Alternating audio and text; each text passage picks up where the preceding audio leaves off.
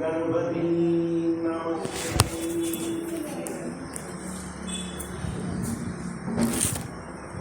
நமசிவாயம்.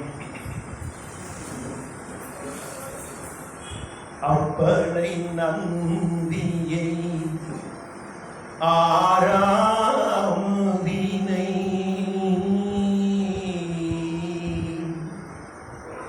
அப்பனை நந்தியை ஆராமுதினை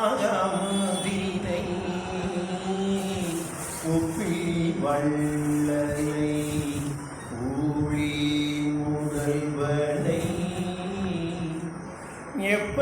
எப்பரிசாயினோ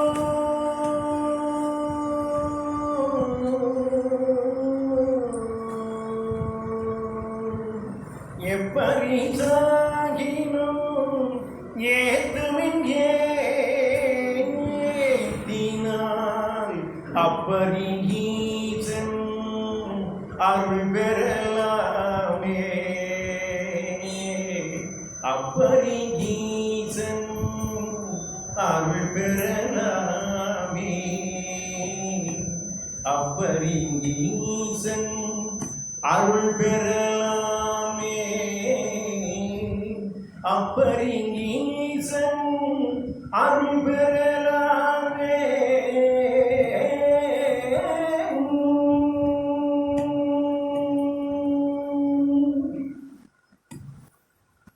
ஆத்தாளை எங்கள் அபிராம வல்லியை அண்டமெல்லாம் பூத்தாளை மாதுளம் பூ நிறத்தாளை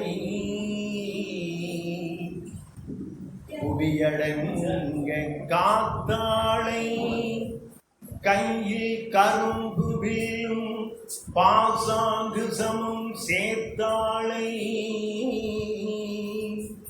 முக்கண்ணியை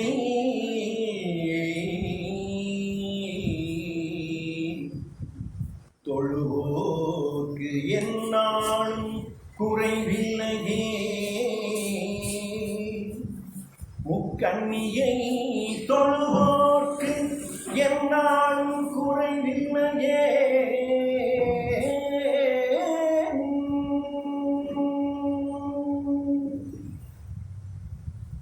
சிவசிவா. நிறைமதி முகமெனும் ஒளியாலே நெறிவே கணையனும் நிகராலே. நிறைமதி முகமெனும் ஒளியாலே நெறிவே கணையனும் நிகராலே. உறவுகள் மாடவர்கள் உறவோ உறவுகள் மாடவர்கள் உறவோ உன் திருவடியினி அருள்வாயே. மறைமயிலறி திரு மருகோனே மரவரச்சூரர்கள் உலகாலா குரமகள் தானை மனம் மருள்வோனே. குரமகள் தானை மனம் மருள்வோனே. குருமலை மருவிய பெருமாளே.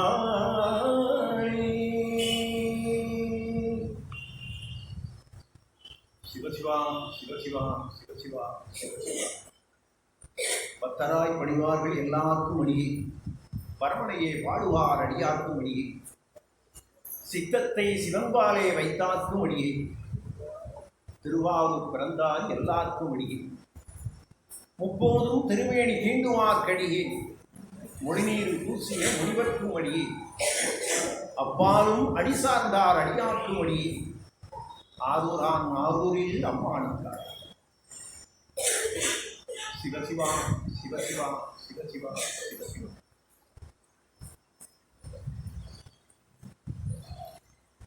குருவருள் திருமுறை மன்றத்தினுடைய இன்றைய நிகழ்ச்சியாக அடியேன் உங்களோடு குற்றால ஸ்தல வரலாறாக திருக்குற்றாலத்தினுடைய தலபுராணத்தை பேசுவதற்கு கிடைத்த இந்த வாய்ப்பினை நான் பெரும்பேறாக கருதுகின்றேன். பேசுவது என்பது ஒரு தவம் என்றால் அந்த பேச்சினை முழுமையாக கேட்பது என்பது அதை காட்டியும் உயர்ந்தது. பேசுவது எளிதா, கேட்பது எளிதா அப்படின்னா விநாயக பெருமான்ட்டையும் வியாச பகவான்ட்டையும் தான் கேட்கும். ரெண்டு பேருக்கு ஒரு போட்டி வந்தது. சொல்வது எளிதா, எழுதுவது எளிதா. விநாயக பெருமான் சொன்னார், நீ எவ்வளவு வேகமா சொன்னா நான் எழுதிடுவேன் அப்படின்னு. அப்ப வியாச பகவானுக்கு சிக்கல் வந்தது. ஏன்னா விநாயக பெருமான் தன்னுடைய கொம்பினை ஒழித்து எழுதுவதற்கு அவர் ஆயத்தம் படுத்தார். அதனால அவர் என்ன செய்தார், அந்த பாடலை பாடலோடு பாடி அதனுடைய பொருளை மிக தெளிவாக சொல்வதாக பதம், பொருள், கருத்து என்று பிரித்து சொல்வதை மெதுவாக சொன்னார். அப்படி மெதுவாக சொல்வது என்பது ஒரு பக்கம் இருந்தாலும் கூட எழுதுவது என்பது சற்று கடினமானதுதான். அது மாதிரி பேசுவது என்பதை காட்டிலும் கேட்பது என்பது கடினமான ஒன்றுதான். அதனாலதான் பேசுவதற்கு கூட வாயில பூட்டு போட்டாச்சு. இதழாகிய பூட்டு, பல்லாகிய பூட்டு. ஏற்கனவே வள்ளுவன் சொல்லிட்டான், யாகாவர் ஆயினும் நாகாக்க காவாக்கால் சோகாப்பர் சுரியெடுக்கப்படும். இப்ப கேட்பதற்கு தடையே கிடையாது, எவ்வளவு வேணாலும் கேட்கலாம் அப்படின்னு நாம நினைக்கிறோம். கேட்பது எல்லாம் கேட்பது அல்ல. எதை கேட்கப்பட வேண்டும், எது செவியின் மூலமாக மனதை தொட வேண்டும், அல்லது மனதில் பட வேண்டும், அல்லது மனதை விட்டு எதை விட வேண்டும், இவ்வளவு விஷயம் இருக்கு. ஆனால் நல்ல விஷயங்களை நாம் பேசுகின்ற பொழுது அந்த நல்ல கருத்துகள் அது நம் சிந்தனையை தொட வேண்டும் என்றால் நம்ம கருத்து அந்த காதின் மூலமாக. அதனாலதான் செந்தமிழ்நாடு என்னும் போதினில் இந்த தேன் வந்து பாயுது காதினிலே. அருமை நண்பர் கூட சொன்னார், செவிநுகர் கனிகள். அருமையான வார்த்தை, கம்பனுடைய வார்த்தைகள். செவிநுகர் கனிகள்னாலே ஒரு கனி, மாங்கனி இருக்குது, அதை சாப்பிட கொடுக்குறோம். அதை சுவைத்து சாப்பிடும் போது அதனுடைய தித்திப்பு நமக்கு தெரியும். இப்ப செவிநுகர் கனிகள்னா காதால கேட்கும் போது எப்படி சார் தித்திப்பா இருக்குமா? இருக்கணும். அது நமது தமிழை படிக்கின்ற பொழுதும், நமது ஆன்மீக அருமையான கருத்துக்களை மனதில் வாங்கிக்கின்ற பொழுது, உள்வாங்குகின்ற பொழுது கூட அந்த இனிப்பு என்பது திகட்டா இனிப்பு. மற்ற இனிப்புலாம் திகட்டிடும். எவ்வளவு சுவையான பதார்த்தமாக இருந்தால் கூட ஒரு அளவு தாண்டிடுச்சுன்னா சாப்பிட முடியாது. அப்படி திகட்டா இனிப்பு உடையது எதுன்னு கேட்டா நமது ஆன்மீக செய்திகள். இறைவன் பற்றிய சிந்தனைகளை நாம் அப்படி மனதில் உள்வாங்கிக் கொள்ளுமையானால் அது நமக்கு நன்மை பயக்கும். அந்த வகையில் இப்படி ஒரு சிறப்பான நிகழ்ச்சியை ஏற்பாடு செய்திருக்கக்கூடிய நமது அருமை சகோதரர் மார்க்கண்டேயர் ஐயா அவர்களை முதலில் மனதார பாராட்டுகின்றேன். ஏன்னா கோவிந்தன் ஐயா செய்யப்படக்கூடிய இந்த நிகழ்ச்சி என்பது இன்றைக்கு ஒரு ஆன்மீக சம்பந்தப்பட்ட நிகழ்வுங்கிறது பார்த்தா குறைஞ்சிக்கிட்டே போகுது. அதுக்கு என்ன காரணம்? ஒரு நண்பர் கூட என்கிட்ட கேட்டார், என்னையா கோயிலுக்கு போனால் கூட்டம் அவ்வளோ கூட்டமாக இருக்கு, பக்தியெல்லாம் பெருகிருச்சே. உண்மைதான், பக்தி பெருகிருச்சுன்னா சந்தோஷம், மகிழ்ச்சி. ஆனால் எப்படி இருக்கு? ஆப்ரேஷன் சக்சஸ்ஃபுல் பேஷண்ட் டைவர்ஸ் அடையாளம்.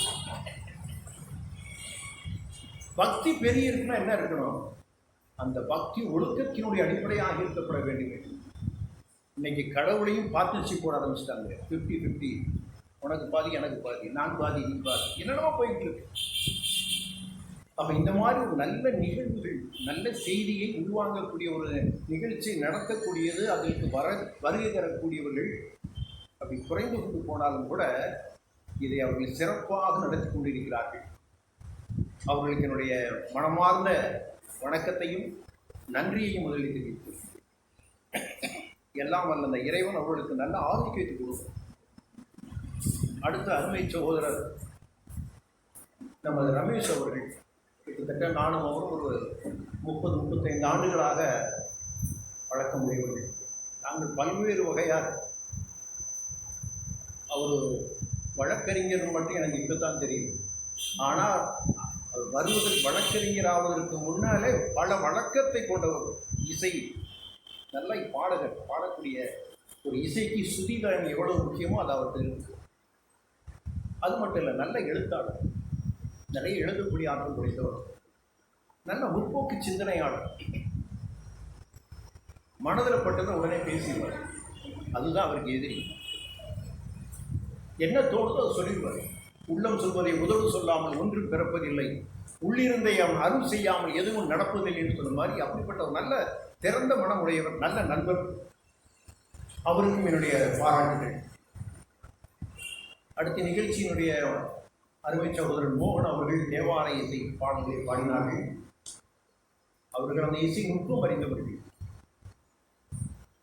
மிக அருமையாக பாடக்கூடியவர்கள். எல்லா பாடலும் சரி, நமது ஆன்மீக சம்பந்தப்பட்ட தேவார பதிகங்கள், திருவாசக பதிகங்கள், ஏன் சினிமா துறையில் இருக்கக்கூடிய பாடல்கள் கூட அருமையாக பாடக்கூடிய ஆற்றல் படைத்தவர்கள்.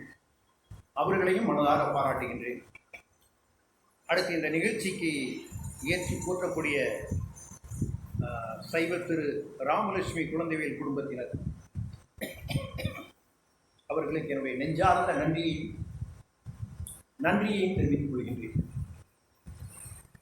எல்லாவற்றுக்கும் மேலாக இங்கே இருக்கக்கூடிய சிவநேய செல்வர்கள், செல்விகள்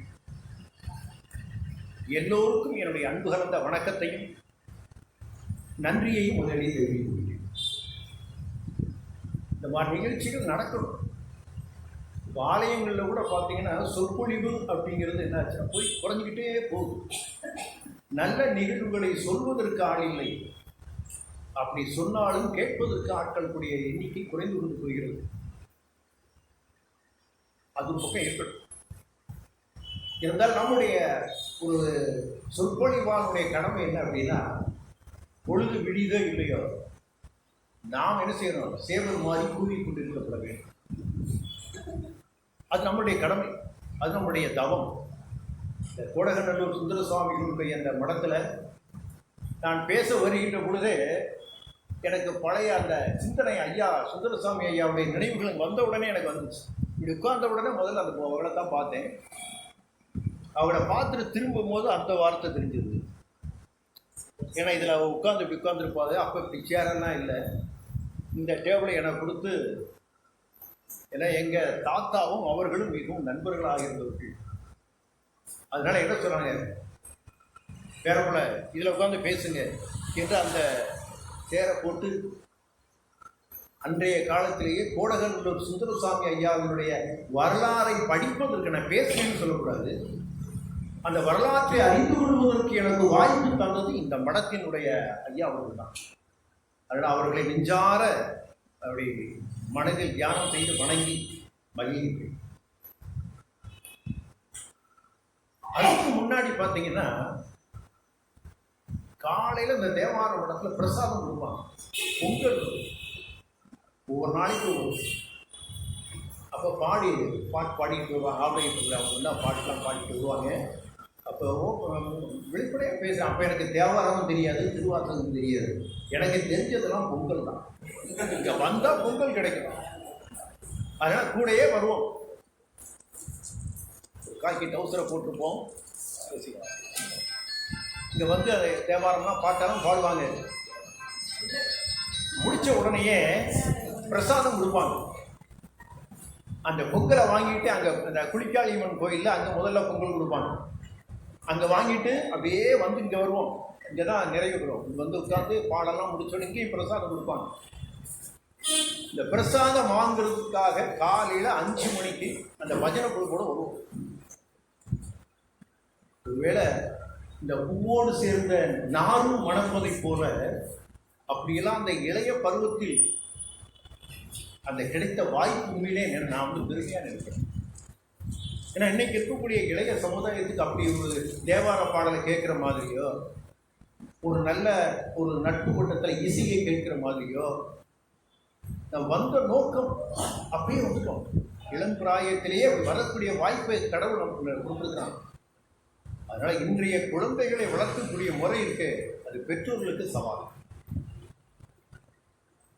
அப்படிப்பட்ட குழந்தைகள் வரணும், அவர்களும் அந்த நிகழ்ச்சியெல்லாம் கேட்கணும்.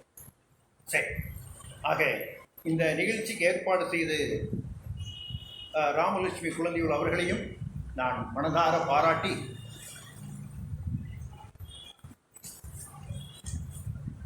சிவனைய செல்வர்கள் எல்லோருக்கும் என்னுடைய அன்பு கலந்த வணக்கத்தையும் நன்றியும் தெரிவித்துக் கொண்டு, இன்னைக்கு என்ன பொருள் அப்படின்னா திருக்குற்றால தல வரலாறு. இந்த தலைப்பை சொன்ன உடனே எனக்கு ஒரு பயம் வந்தது முதல்ல. ஏன்னா குற்றாலத்தை பற்றி முதல்ல சொன்னதுக்கு அப்புறம் தான் நிறைய விஷயங்களை நான் கேள்விப்பட்டேன்.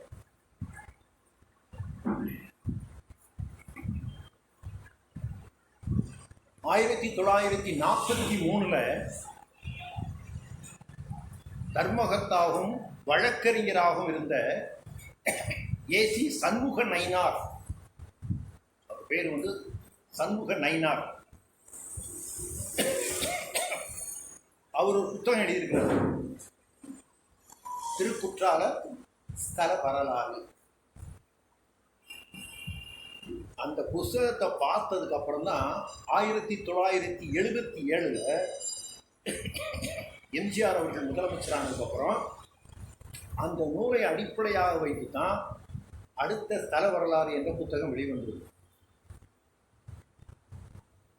அதுக்கப்புறம் சொல்லவே வேண்டியது, இன்னைக்கு அதை வச்சு தான். அப்ப இந்த புத்தகத்துக்கு முகமுறை தந்து வாழ்த்துனது யார் தெரியுமா? இந்த சண்முக நயினார் அவர்கள் எழுதிய புத்தகத்தை வாழ்த்தியவர் யாருன்னு கேட்டா, 3 எழுத்துக்கு சொந்தக்காரர், நம்ம ஊருக்கு உரியவர்கள் டிகேசி ஐயா தான், டி.கே. சிதம்பரநாத முதலியார் அவர்கள் தான் இந்த நூலுக்கே வாழ்த்துறை வழங்கி இருக்கின்றார்கள். எப்படின்னு பாருங்க, இன்னைக்கு வரைக்கும் இந்த நூல் இவர் எழுதின தர வரலாறு தான் அடிப்படையாக இருக்கின்றது. இவர் 1943-44 எழுதியிருக்கிறார். சரி, அப்ப இதுக்கு வாழ்த்துறை வந்து டி.கே. சிதம்பரநாத முதலியார் கொடுத்துருக்கிறார். இப்ப இதனுடைய அந்த தலம் சம்பந்தப்பட்ட பொருள் என்ன அப்படின்னா, தலம்னா திருக்குற்றாலம். சரி, அங்க உற்சவ மூர்த்தியாக வரக்கூடிய சோமாஸ்கந்தர். மூலமூர்த்தி யாரு? குற்றாலநாதர், குழல்வாய் மொழி அம்மையார், அந்த அம்மாவுக்கு பேரு. தீர்த்தம் சித்ரா நதி, வட அருவி, சிவமது கங்கை, இது அங்க தீர்த்தம். என்ன ஆகமம்? மகுடாகமம்னு பேரு. தலை பின்னாடி விளக்கம் பார்ப்போம். மகுடாகமம். அப்ப என்ன சபை அங்க இருக்கக்கூடியது? சித்திர சபை. அடுத்து கோயில் அமைப்பு எப்படி இருக்குன்னு கேட்டா, சங்கு வடிவமாக. இந்த இடத்துல தான் கொஞ்சம் கவனிக்கணும். இந்த சங்கு வடிவம் என்பது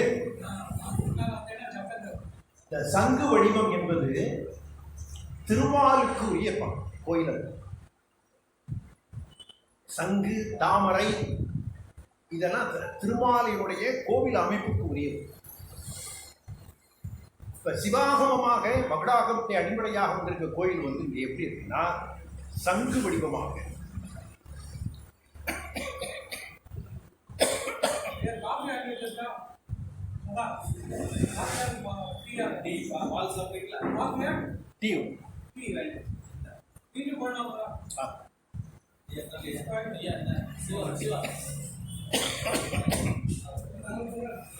இந்த தலபுராணத்தினுடைய ஆசிரியர் யாருன்னு கேட்டா திரிகுடராசப்ப கவிராயர்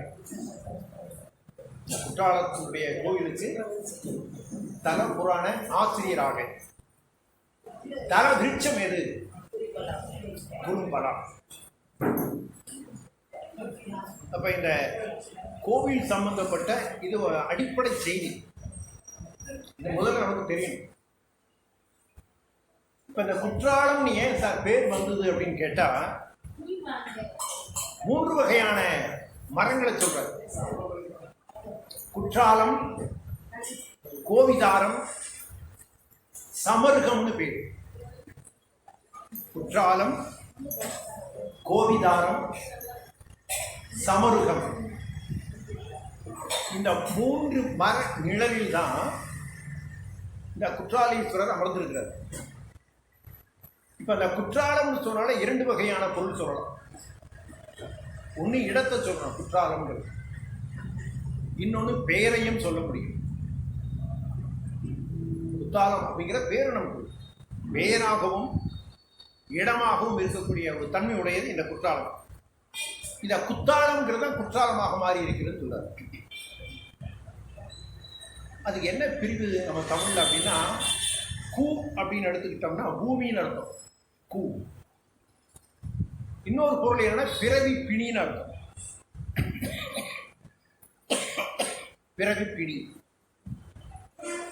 தாளம்னா என்ன? தாளம் அப்படின்னா தீர்ப்பதுன்னு அர்த்தம். தாளம் அப்படின்னா இசை, அது வேற. தாளம் அப்படின்னா பூ, அது வேற. இது தாளம். அப்ப தீர்ப்பதுன்னு அர்த்தம். என்ன தீர்ப்பது? இந்த பூமியினுடைய பாவங்களை தீர்க்கப்படக்கூடிய இடம். மனிதனாக எடுத்துக்கொண்டோமேயானால் அவனுடைய பிறவி பிணியை தீர்க்கப்படக்கூடிய இடம். அதான் கூ பிளஸ் தாளம் குத்தாலம். குத்தாலம் குற்றாலமாக மாறியது. சரி, இந்த கோயிலுடைய சிறப்பு என்ன? இந்த கோயிலுடைய சிறப்பு என்ன அப்படின்னு கேட்டா, எவ்வளவு பெரிய நமக்கு இடுக்கண் துன்பங்கள் வந்தாலுமே பிறவி பிணியை நீக்குவதற்கு இந்த கோயிலுக்கு போகணுங்கிற. உன்னுடைய பிறவியாகிய பிணி மாற்றப்பட வேண்டுமையானால், மந்திரம் சொல்லும் போதே இப்ப நமசிவாயம்னு மந்திரம் சொல்லுவோம். சில பேர் சிவாயம் நமகன்னு மந்திரம் சொல்லுவோம். நமசிவாயம் சிவாயம்னு சொல்லுவோம். இப்ப நமசிவாயங்கிற மந்திரம் இந்த பூமியில் இன்னும் நமக்கு தேவை. என்னென்ன வேணும்? ஐஸ்வர்யம் வேணும், வாழ்வதற்கு நமக்கு வாழ்வாதாரம் வேணும். சுருக்கமச்சனம் பொருளில்லாக்கி உலகம் இல்லை. அப்ப எல்லா வகையான பொருளோடும் திருப்தியாக வாழ்வதற்கு நமசிவாய மந்திரம். அப்ப சிவாய மந்திரம் என்ன அப்படின்னு கேட்டா, எனக்கு போதுமையா வாழ்க்கை, ஏன்னா நிறைவு வேணுமே. அதுதான் வாழ்க்கையில் நமக்கு கிடைக்காது. உலகம் சமநிலை பெற வேண்டும், உயர்வு தாழ்விலா நிலை வேண்டும், நிறைவே காணும் மனம் வேண்டும். அதே குறிப்பா 60 வயதை தாண்டியவர்களுக்கு கண்டிப்பா நிறைவு வந்து ஆகும். அங்கதான் வரமாட்டேங்குது. வரணும். நிறைவை காணும் மனம் வேண்டும். இறைவா, அதை நீ தர வேண்டும். அப்படின்னு எனக்கு இந்த வாழ்க்கையில் நிறைவு. எனக்கு என்ன வேணும்? இந்த பிறவி பிணி வேண்டாம். பிள்ளை முகம்பாறு பிறவி பிணி வீரன் சொன்ன மாதிரி, மருதமலையானை கண்ணதாசன் சொன்ன மாதிரி, இந்த பிறவி பிணியை தீர்க்கப்பட வேண்டுமையானால் என்ன சார் செய்யணும்னு கேள்வி கேட்டா, குற்றாலத்தானை வணங்கப்பட வேண்டும். அவனை நினைக்கணும், குற்றாலத்துக்கு போகணுங்க. உன்னுடைய பிறவியாகிய பிணியை தீர்ப்பதற்கு இடம் எதுன்னு கேட்டா இந்த குற்றாலநாதர். இது இந்த கோயிலினுடைய சிறந்த சிறப்பு. சரி, இப்ப இந்த கோயில யாரெல்லாம் வந்து வழிபாடு செய்திருக்காங்க, அது முக்கியம் இல்லையா? யாரார் வந்து கூப்பிட்டுருக்காங்க? நம்பர் 1 முதல் ஆள் யாரு? அகத்தியர். சரி, இரண்டாவது கபிலர். நம்ம தமிழ் இலக்கியங்களை படிச்சிருப்போம். குறிஞ்சிகள செல்வன் படிப்போம், குறிஞ்சிக்குரியவர். அந்த கபிலர். அடுத்து நம்ம திருஞான சம்பந்தர், ஞான சம்பந்தர் அவர் போயிருக்கிறார். அடுத்து மதுரை கூன்பாண்டியன். அந்த கூன்பாண்டியனும் போய் குற்றாலநாதரை வழிபாடு செய்திருக்கின்றார்.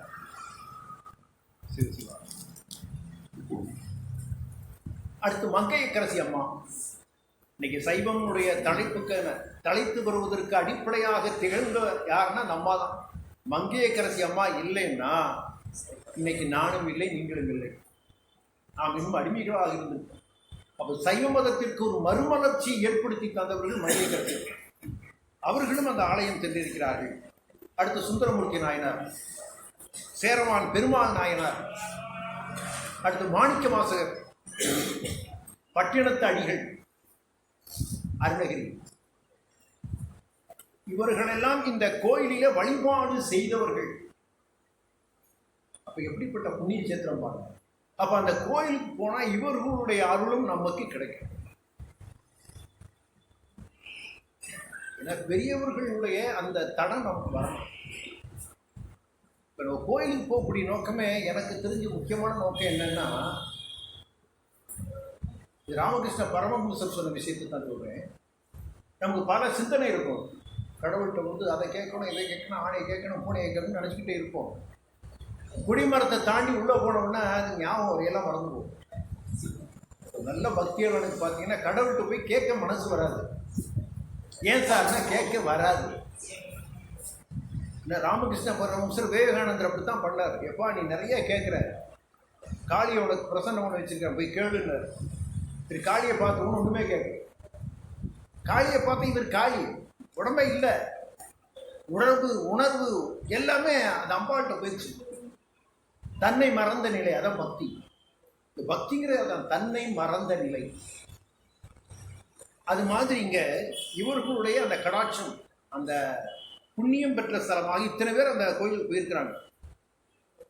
இப்போ அடுத்து இந்த கோயிலை பற்றிய நூல்கள், இந்த கோயிலை பற்றி என்னென்ன நூல்கள்லாம் சொல்லியிருக்காங்க அப்படின்னா, இப்போ முதல்ல நான் சொன்ன உடனே இப்போ வானரங்கள் கனி கொடுத்து மந்தி ஒரு கொஞ்சம், மந்தி சீந்து கவிகளுக்கு வான்கவிகள் கெஞ்சும், தேனருவி தெரியம்பி வான்மொழி ஒழுகும், செங்கதிரோன் பரிக்காலும் கேட்காலும் நழுவும் படிச்சிருக்கோம். திரிகுட ராசப்பா கவிராயர் முதல் அவர்தான் வர்றார். ஏன்னா திரிகுட ராசப்ப கவிராருடைய பாடல்ல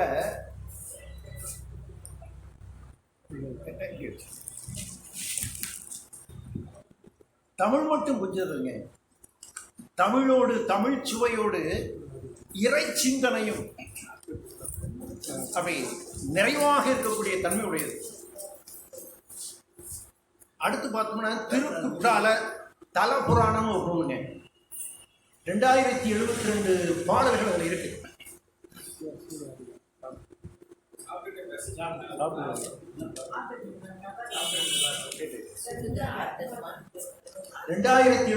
பாடல்கள் அடங்கிய நூல். இப்ப அன்றைய காலம் பார்த்தோம்னா ஒரு செய்யுள் பாடலை கொடுத்து யாராவது பாட சொன்னோம்னா அந்த பாட்டை படித்து நூல் கூட சொல்லக்கூடிய அளவுக்கு உண்மையிலேயே முன்னோர்களை நாம் நினைத்து பார்க்கப்பட வேண்டும்.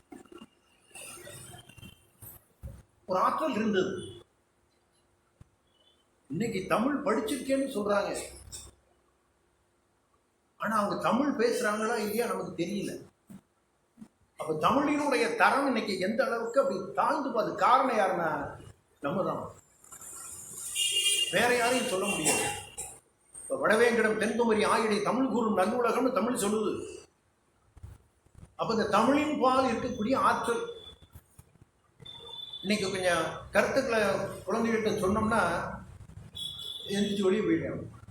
அப்புறம் பார்ப்போம், வேலை இருக்கு, கேட்பதற்கு இல்லை.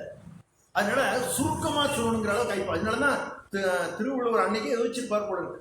இப்படிலாம் பின்னாடி இவங்க வந்து கேட்பாங்கன்னு நினைச்சிட்டு 1.25 அடியில் குரலை சொல்லிட்டு போயிட்டார். ஏன்ப்பா 1.25 அடி சொன்ன 2 அடி ஏன் சொல்ல, ஏன் காலடியை விட்டுட்டேன்னு உன் காலடி அதில் வரணும், தொடரணும்யா. அதனால காலடி தொடரட்டும்னு காலடி விட்டுட்டு போயிட்டார். அது மாதிரி இங்கே அந்த நூல்களை சொல்லும் போது திருக்குற்றால யமக அந்தாதின்னு ஒரு நூல், அடுத்து திருக்குற்றால கோவை, திருக்குற்றால சிலையடை வெண்பார், திருக்குற்றால பரம்பொருள் மாலை, திருக்குற்றால மாலை, குழல்வாய் மொழி கலிப்பா, திருக்குற்றால ஊசல், கோமள மாலை, குழல்வாய் மொழி கலிப்பா, நன்னகரம் என்பார். இந்த நன்னகரம் அப்படிங்கிறது குற்றாலத்துக்கு மற்றொரு பெயர். அன்றைய அந்த இலக்கிய பெயர் பார்க்கும்போது நன்னகரம் அப்படின்னு கொடுத்துருக்கு. அந்த நன்னகரம்ங்கிறது அந்த குற்றாலத்துக்குரிய சிறப்பு பெயராக கிட்டத்தட்ட அந்த கோவில் பற்றிய நூல்கள் 11 நூல் இருக்குங்க. இந்த 11 நூலுமே செல் வடிவமாக, இசை வடிவமாக, பாடல் வடிவமாக, சிலேடை வடிவமாக. இப்ப இதை படிக்கிறதுக்கு ஆள் இல்லைங்க. ஏன்னா எனக்கு ஒரு ஆசை இருந்தது, பண்டைய இலக்கியங்கள் இருக்கக்கூடிய இலக்கியத்தை இன்னைக்கு நம்மளும் ஏதாவது செய்வோமே அப்படின்ட்டு ரதபந்தம்னு ஒரு நூல் படித்தேன். அது கூட ஒரு நண்பர் மூலமாக தெரிஞ்சு அவர் சரியாக சொல்ல முடியாது, இருந்தாலும் அடியனுக்கு இருக்கக்கூடிய சிற்றறிவை பயன்படுத்தி மாலை மாற்று ரமேஷுக்கு தெரியும். அதை படித்து முடித்த உடனே எனக்கு அதை அடிப்படையாக எழுதினேன். முதல்ல ஒரு பாடல் எழுதினேன். அந்த பாடல் யாரை வச்சு எழுதுனா மடாலோட வைத்தியநாத சுவாமியை வச்சு தான் எழுதினேன். எழுதினாலும் எனக்கு ஒரு சந்தேகம் வந்து, இந்த பாட்டு சரிதானா, இது சரியாக இருக்குமா, இல்லை தப்பு இருக்குதா, இந்த பாட்டுக்கு பொருத்தமான உள்ள ஒரு பயம் இருந்தது. ஒரு நண்பர்கிட்ட கொடுத்தேன். ஏன்னா இந்த விருதுநகர் மாவட்டத்திலேயே மாலை மாற்று என்ற அந்தாதி எழுதுறதுல 2 பேர் இருக்கும். ஒன்று நான் பணிவோடு சொல்லிக்கிறேன், நான் சொல்லக்கூடாது, நான்னாலே அது வந்துடும், அகங்காரம் வந்துடும். அடியேன் என்னுடைய நண்பர் அவர் எழுதி பார்த்து சொன்ன அருமையாக இருக்கு பாடினார். அதுக்கப்புறம் எழுதுனேன். அதுக்கப்புறம் தான் எழுதுக்கப்புறம் ரமேஷ் கூட சொல்லுவார், சார் இதை நிறைய நூல் அனுப்பிச்சி விடுங்க, எனக்கு அனுப்புங்க, அங்கே அனுப்புங்க, இங்கே அனுப்புங்க. எங்கே அனுப்ப, யார் படிக்க? ஒரு சில பேர் படிக்கிறாங்க, இல்லைன்னு சொல்ல முடியாது, வயது முதிர்ந்தவர்கள். ஆக இந்த நூல்கள் முழுமையாக பார்த்தோம்னா 11 வகையான நூல்கள். இந்த 11 வகையான நூல்களுமே 10 வகையான நூல்கள் செய்யுள் வடிவமாக. சரி, அடுத்து என்ன பார்க்கணும், இந்த குற்றாலத்தை பற்றி நம்முடைய ஆன்மீக பெரியவர்கள், குறிப்பா நாவுக்கரசர், மாணிக்க வாசகர், பட்டினத்தடிகள், இவங்கெல்லாம் என்ன சொல்லியிருக்காங்க இந்த குற்றாலத்தானை பற்றி அப்படின்னு ஒரு பாடல்.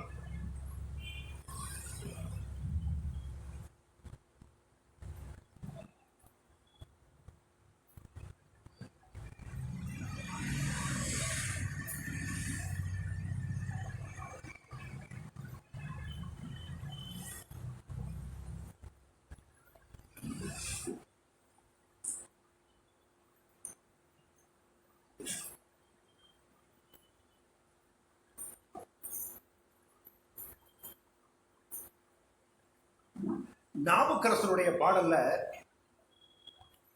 திருவங்கமாலை அப்படிங்கிற ஒரு நூல்ல என்ன பண்றாருன்னா, உற்றார் உளரோ, முதல் கேள்வி கேட்கிறார், உற்றார் உளரோ. அப்போ உற்றார்னா யாரும் உரியவர்கள். இப்ப நாம உற்றார்னா யாரும் சொல்லுவோம், உற்றார் உறவினர்கள், இரத்த சம்பந்தம் உடையவர்கள், அவர்கள் உற்றார்னு சொல்றோம். பெற்றார், உற்றார் எல்லாத்தையும் சொல்றோம். ஆனால் கேட்குற கேள்வியே, உற்றார் உளரோ, உனக்கு உரியப்பட்டவன் யாரு இருக்காங்களா? யாராவது? நிறைய பேர் இருக்காங்க, சொந்தக்காரங்க எனக்கு ரொம்ப பேருங்க. ரைட்டு, இருக்கட்டும். அடுத்த கேள்வி பாருங்க, உயிர் கொண்டு போகும் பொழுது, உடம்புல இருக்கக்கூடிய உயிர் அப்படி போனதுக்கு அப்புறம் உற்றார் உளரோ, கொஞ்சம் யோசனை பண்ணி பார்க்கணும். இந்த உடம்புக்குள்ள உயிர் இருக்க வரைக்கும் உங்களையும் இல்லை, எல்லாருக்கும் மரியாதை உண்டு. வாசனாத தெரிவிங்களை பூசுவோம், அமைதியாக இருப்போம், ஆற்றலாக இருப்போம், அழகாக இருப்போம், எல்லாரும் மதிப்பாங்க. ஆனால் இந்த உடம்பு உயிர் போயிடுச்சு வைங்க. இப்போ திருமூலர் சொன்னாரே, ஊர் கூடி நின்று ஒலிக்க முழங்கிட்டு பேரினை மாற்றி பிணமென பேரிட்டு சூறையான் காட்டினை கொண்டு போய் சுட்டிட்டு நீரினில் மூழ்கி நினைப்பு ஒழிவார்களே. இதைத்தான் கண்ணதாசன் சொன்னா, வீடு வரை உறவு, வீதி வரை மனைவி, காடு வரை பிள்ளை, கடைசி வரை யாரோ. கவிஞர் வாலில் உண்டாக்கி விட்டவர்கள் 2 பேரு, என்னை கொண்டு வந்து போட்டவர்கள் 4 பேரு, கொண்டாடும் போது பல 100 பேரு, உயிர் கூடு விட்டு போன பின்னே கூட யாருங்க.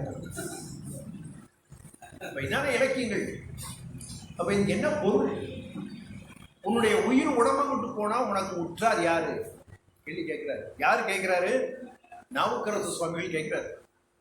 உன்னுடைய உடலை விட்டு உயிரானது பிரிந்து சென்றதுக்கு அப்புறம் உன்னை உற்றாராக நான் சொன்னேன். மாலை மாற்று ஒரு நண்பரை சொன்னேன், திரு மாரியப்பன் அவர்கள், என்னுடைய அருமை நண்பர், நல்ல சொற்பொழிவாளர், நல்ல ஒரு பாடகர், அன்னப்பராஜா பள்ளியினுடைய துணை தலைமை ஆசிரியராக இருக்கிறாரு. வாழ்த்து மாரியப்பன். ஆக உடல்ல உயிர் விட்டு போனதுக்கு அப்புறம் யார் உற்றார்? உற்றார் உளரோ யாரா இருக்காங்களா? இப்ப இந்த கேள்விக்கு பதில் சொல்லும் போது அவர் யோசிக்க வேண்டியது. அதுக்கு அவர் அடுத்த பதிலை கொடுக்கிறார். குற்றாலத்துறை கூத்தன் அல்லால். முடிஞ்சு போச்சு. இந்த குற்றாலத்துறையில் இருக்கக்கூடிய குற்றாலிங்கிருந்த நாதர் சிவபெருமானை தவிர்த்து உற்றார் உளரோ. அப்ப என்ன அர்த்தம்? அவன்தான் உனக்கு உற்றார், அவன்தான் உனக்கு உறவு, மற்றதெல்லாம் உறவாக இல்லை. அப்ப குற்றாலத்தானே நீ நினைக்கப்பட வேண்டும். இது நாவுக்கரசருடைய பாடலாக சொல்லுவாங்க. அந்த குற்றாலத்தானே அப்படி புகழ்ந்து பாடுவதாக. அடுத்து பட்டணத்தடியில் என்ன சொல்றாருன்னா, காலன் வரும் உன்னை கண் பஞ்சடையும் உன்னை. பாருங்க எப்படி புத்தா. இப்ப காலன் வரும் உன்னைன்னா காலன் எப்போ வருவான் யாருக்கு தெரியும்? யாருக்குமே தெரியாது. ஒருத்தருக்குமே அது எப்படி தெரியும்? அது மறைபொருளாகத்தான். கண் பஞ்சடையும் உன்னே. இப்ப கண் பஞ்சடைனா கண்ணுடைய பார்வையானது அப்படி குறையக்கூடிய தன்மை உடையது. அப்படி கண் பஞ்சடையும் உன்னே. அடுத்து பாலும் கடைவாய் விடும் உன்னே. புரிஞ்சு போச்சு. அப்படி ஊற்றக்கூடிய பாலானது உள்ளே செல்லாமல் கடைவாய் வழியாக அப்படி பிரியக்கூடிய கடைவாய் விழும் உன்னே. மேல் விழுந்து உற்றார் அழுமுன்னே. எல்லாம் முன்னே முன்னேன்னு போடுறார். மேல் விழுந்து உற்றார் அழுமுன்னே. ஐயா என்னை விட்டுட்டு போயிட்டேன்னு சொல்லி மேல விழுந்து கதறி அழக்கூடிய உற்றார் சொந்தக்காரங்க அப்படி விழுமுன்னே. ஊரார் சுடுமுன்னே. இங்க உற்றார் அங்க ஊரார் அப்படி சுடுமுன்னே. சரி, இதுக்கெல்லாம் முன்னாடி என்ன செய்யணும்? ஒரே வார்த்தை, குற்றாலத்தனையை. அந்த குற்றாலத்தான நினைச்சுக்கோப்பா. இதெல்லாம் வர்றதுக்கு முன்னாடி, காலன் வருவதற்கு முன்னாடி, கண் பஞ்சடைகிறதுக்கு முன்னாடி, பாலும் கடைவாய் விழுவதற்கு முன்னாடி, அப்படி சுற்றம் சூழம்லாம் அவன் மேல் விழுந்து அழுவதற்கு முன்னாடி, உன்னை சுடுவதற்கு முன்னாடி உனக்கு என்ன படணும்? அந்த குற்றாலத்தானை மனசுல தொடணும்.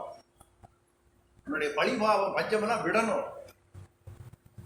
என்ன செய்யணுமா? குற்றாலத்தானை கூடிய அவனுடைய அந்த பாதத்தை நினைத்து பாருங்க. இது பட்டினத்தடிகளுடைய பாடம். இதுலேயே அந்த குற்றாலத்தானையினுடைய புகழை சொல்வதாக. அதே மாதிரி மாணிக்க வாசகருடைய பாடலை பார்த்தோம்னா, உற்றாரை யான் வேண்டேன், உற்றாரை யான் வேண்டேன். அப்ப பிரச்சனையை எங்க ஆரம்பிக்கணும்? உற்றார் தான். இப்ப காசு இருந்துச்சுன்னு வைங்களேன், காசு இருந்தாலும் பிரச்சனைங்க, காசு இல்லைனாலும் பிரச்சனை. காசு இருந்தா என்ன சொல்றான்? பானையிலே சோறு இருந்தால் பூனைகளும் சொந்தமடா, சோதனையை பங்கு வச்சா சொந்தமில்லை பந்தமில்லைன்னு கடவுள் சொன்ன மாதிரி அந்த பணமே சோதனையா போகும். இல்லைன்னு வைங்க, இல்லாத யாரு எவ்வளவு வேணும் பண்ண. இன்றெடுத்த தாயும் வேண்டாள், ஒன்றும் இல்லை, அங்கேயும் மரியாதை. அப்போ உற்றாரை எப்படிப்பட்ட சொந்தமே எனக்கு வேண்டாம். உற்றாரை யான் வேண்டேன், ஊர் வேண்டேன். ஏன் சார் ஊர் வேண்டேன்னு சொல்றேன்னா, அந்த வயது முதிர பார்த்தீங்கன்னா அந்த ஊர் மேல இருக்கக்கூடிய பற்று அதிகமாக வந்துடும். எந்த ஊரும் நம்ம கூட்டு போறது இல்லை, எதையும் கொண்டு போகிறது இல்லை. அப்படி ஊர் மேல. அடுத்து பேர் வேண்டேன், புகழ், புகழ்ச்சியான வார்த்தைகள். அப்படி பேர் வேண்டேன், அது எனக்கு வேண்டாம். அடுத்து முக்கியமா சொல்ல, கற்றாரை யான் வேண்டேன். அதிகமா வார்த்தை. கற்றாரை ஆண் வேண்டேன்னு என்ன, படித்தவனுக்கு தான் ஏன் புத்தி வேலை செய்ய மாட்டேங்குது? ஏன் படித்தவனுக்கு புத்தி வேலை செய்ய மாட்டேங்குது? இப்படித்தான் ஒருத்தன் கேட்டான். செக்கில் மாடை கூட்டி எள்ளு ஆட்டிக்கிட்டு இருக்காங்க. அந்த செக்கு ஆட்டுறவன் படிக்காதவன், கல்வியறிவு இல்லை, ஆனால் அந்த வேலையை செய்யறான். அப்போ அவன் சாப்பிட வேணாம் செய்யறான். மாடை அந்த செக்கை டிக்கிறதுக்கே சவுண்ட் கொடுக்குறாங்க, ஹா ஹா அப்படின்னா அது போயிட்டே இருக்கு. இங்கே அப்படியே சாப்பிட்டுட்டே இருக்கான். அப்போ அந்த பக்கம் நம்மளை மாதிரி படித்தா அது ஒருத்தே வரையான். இனி அதிசயமா இருக்கு. நீ இந்த சொல்லிட்டு வார்த்தையை சொல்கிற, மாடு அதாவது சுற்றி வருது, நீ சொல்கிறதுக்கு கட்டுப்படுது. ஆமாங்க, அது பழக்கப்பட்ட மாடுங்க, அதனால் நம்ம சொல்கிறதை கேட்போம். சரிப்பா, நீ இங்கேருந்து இவ்வளவு சொல்கிற, மாடு கேட்குறதில்ல. நீ மாடை பார்க்காம இப்படி திரும்பி தான் பேசுகிற, மாடுக்கு எப்படி இதெல்லாம் தெரியுது? அது நம்ம கொடுக்குற சவுண்டை வச்சு அது கண்டுபிடிச்சிடும். அதுக்கு ஞாபக சக்தியெல்லாம் அதிகம். எனக்கு ஒரு சந்தேகம் பண்ணேன். இல்லை, மாடு செக்கை சுற்றி வருதுன்னு நீ எப்படி தெரிஞ்சுக்கிற? திரும்பி உட்கார்ந்துருக்கேன். அதான் கழுத்தில் மணி போட்டுட்டோம்லங்க, அந்த மணி சத்தம் சுற்றிக்கிட்டே வரும்ல, அப்போ காதில் கேட்கும்ல. சரி, அந்த மாடு சுத்தாம ஒரே இடத்துல இருந்து மண்டையை ஆட்டிச்சுன்னு வச்சுக்கிடுவோம், அப்போ மணி சத்தம் கேட்கும்லான்னு. அதை படிக்காதவன் சொன்னா உண்மைதான், ஆனால் மாடு எம்ஏ படிக்கல. மாடு எம்ஏ படிக்கல என்ன அர்த்தம்னா, படித்தவர்களால் தான் பிரச்சனையே வருது. ஏன்னா படிக்காதவனுக்கு ஒரே பொருள், ஒரே பார்வை, ஒரே நீர்.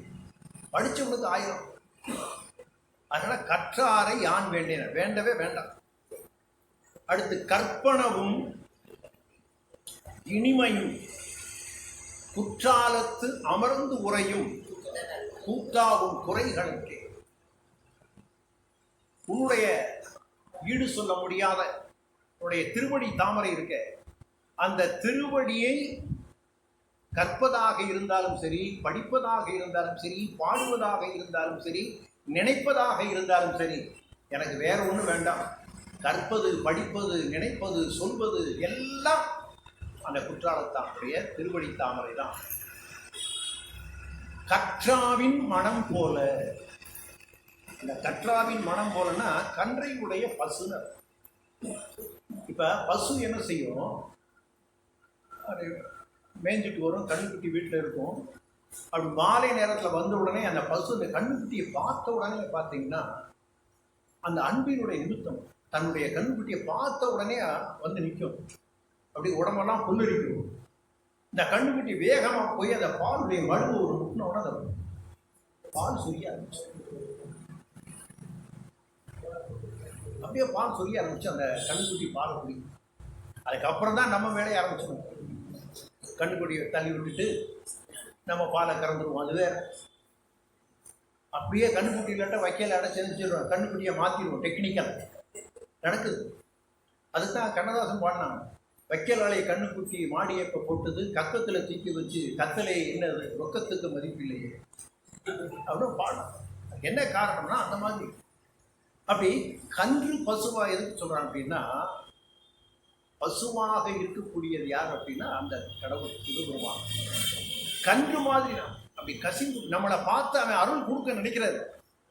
ஒரு பசு எப்படி அந்த கன்றினை பார்த்து பால் சொரிவதற்கு ஆயத்தமாக தயாராக தன்னுடைய அன்பை கொடுப்பதற்கு நிற்குதோ, அது மாதிரி அந்த கடவுள் இருந்தாலுமே அதை எத்தனை பேர் பயன்படுத்திக் கொள்கிறார்கள்?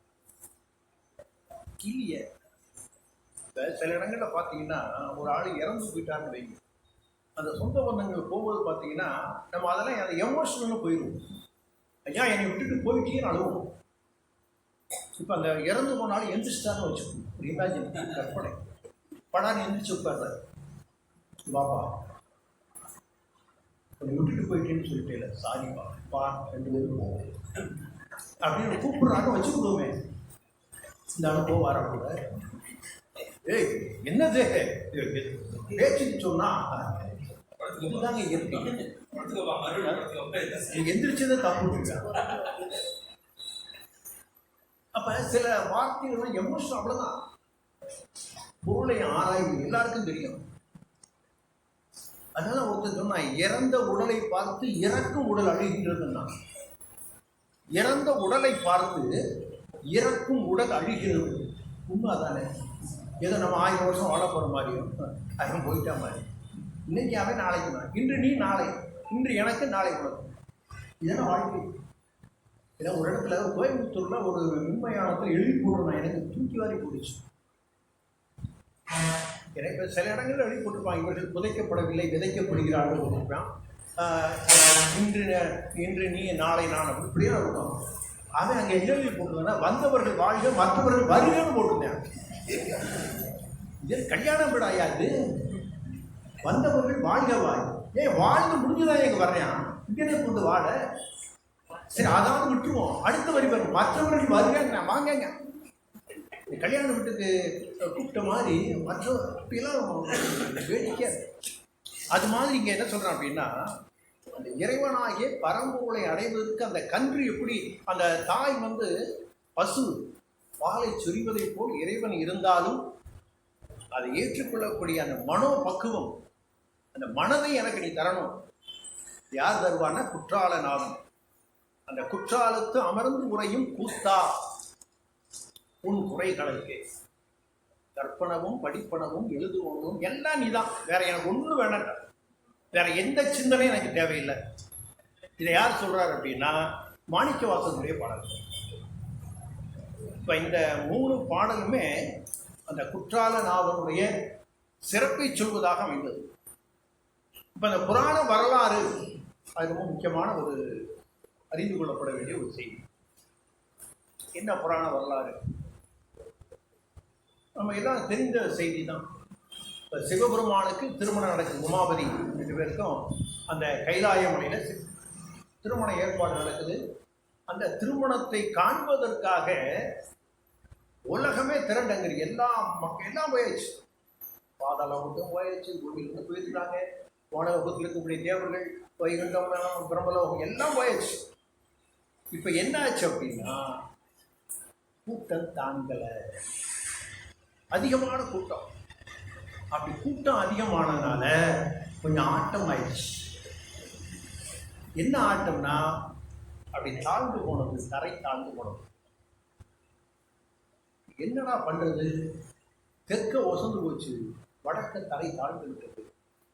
அப்ப இதை சமநிலைப்படுத்தணுமே. முதலில் உலகம் சமநிலை பெற வேண்டும், உயர்வு தாழ்விலா நிலை வேண்டும், நிறைவை காணும் மனம் வேண்டும், இறைவா அதை நீ தர வேண்டும். அப்ப இது யாரை பிடிக்கிறான்னா, உடனே பார்த்தாரு, சிவபுரம் பார்த்தாரு, அகத்தியர் கூப்பிட்டாரு. அகத்திய பெருமானை கூட்டியப்பா அங்க வா, நீ என்ன செய்யணும், உனக்கு கட்டளை கொடுக்குறேன். நீ நேர நீயும் உன்னுடைய சங்கம் 2 பேரும் ஆட்சியும் ஐயருமா தான் போகணும், புதிய மலைக்கு போகணும்ப்பா. நீ அங்கே போனேன்னா அந்த இது சமுதிரம் ஆயிடும். இப்படி சொன்ன உடனே அவருக்கு ஏன்னா சிவபெருமானுடைய கட்டளையை மறுக்க முடியுமா? சரி அப்படின்றார். அப்படி சொல்லும் போது அவருக்கு என்ன சொல்றாரு, எல்லாரும் உங்களுடைய கல்யாணத்தை பார்க்கறதுக்கு வந்து இருக்காங்க, அப்ப எனக்கு அந்த ஆசை இருக்காதா? உங்களுடைய திருமண காட்சியை நான் பார்க்க வேண்டாமா? நானும் பார்க்கணும்ல கேட்கிறேன். அப்ப சிவபெருமான் சொல்றார், உண்மைதையா நீ பார்க்கணும், ஆனா நீ சமநிலைப்படுத்துறதுக்கு நீ அங்க போகணும், உனக்கு காட்சி கொடுக்கணும், அவ்வளவுதானே. நீ அங்க போய் உனக்கு ஒரு வேலை கொடுக்குறேன், அந்த வேலையை நீ செய்துட்டேன்னா நீ என்னை இந்த திருமண காட்சி அங்கிருந்து நீ பார்க்கலாம். அப்ப முதலாக இந்த டிவி நிகழ்ச்சி இன்னைக்கு பார்க்குறோமே, எங்கேயோ ப்ராட்காஸ்ட் பண்ணி ஒலிபரப்பு பண்ணி அது அன்னைக்கே போனதான் சிவபெருமானே சொல்றார், நீ புதிய மலையில போய் இருப்பான். இவர் கேட்டது உன் கல்யாணத்தை தான் பார்க்கணும்னு கேட்குறாரு. எல்லாரும் பார்க்குறாங்க கல்யாணத்தை, நானும் என் கண்குளிர பார்க்க வேண்டாமா அப்படிங்கிற சொல்லுது. நீ அங்கே போய் ஒரு வேலை வச்சிருக்கிறேன், அந்த வேலையை செஞ்சு முடிச்ச உடனே நீ என்ன செய்யலாம், என்னுடைய இந்த திருமண காட்சியை மட்டும் இல்லை, என் திருநடனத்தையும் சித்திர சபையை நீ காணலாம். கேட்டது 1, கிடைச்சது 2. இப்போ சரி என்ன வரணும், என்ன வேலை அப்படின்னு. அந்த குற்றாலத்துக்கு பேரு திருமுற்றம்னு பேர். பண்டைய இலக்கிய பேர் வந்து திருமுற்றம். திருமுற்றத்தில் இருக்கக்கூடிய யாருன்னா திருமாலாக நான் இருக்கின்றேன். நீ என்ன செய்யணும்? நேர அங்க போகணும்.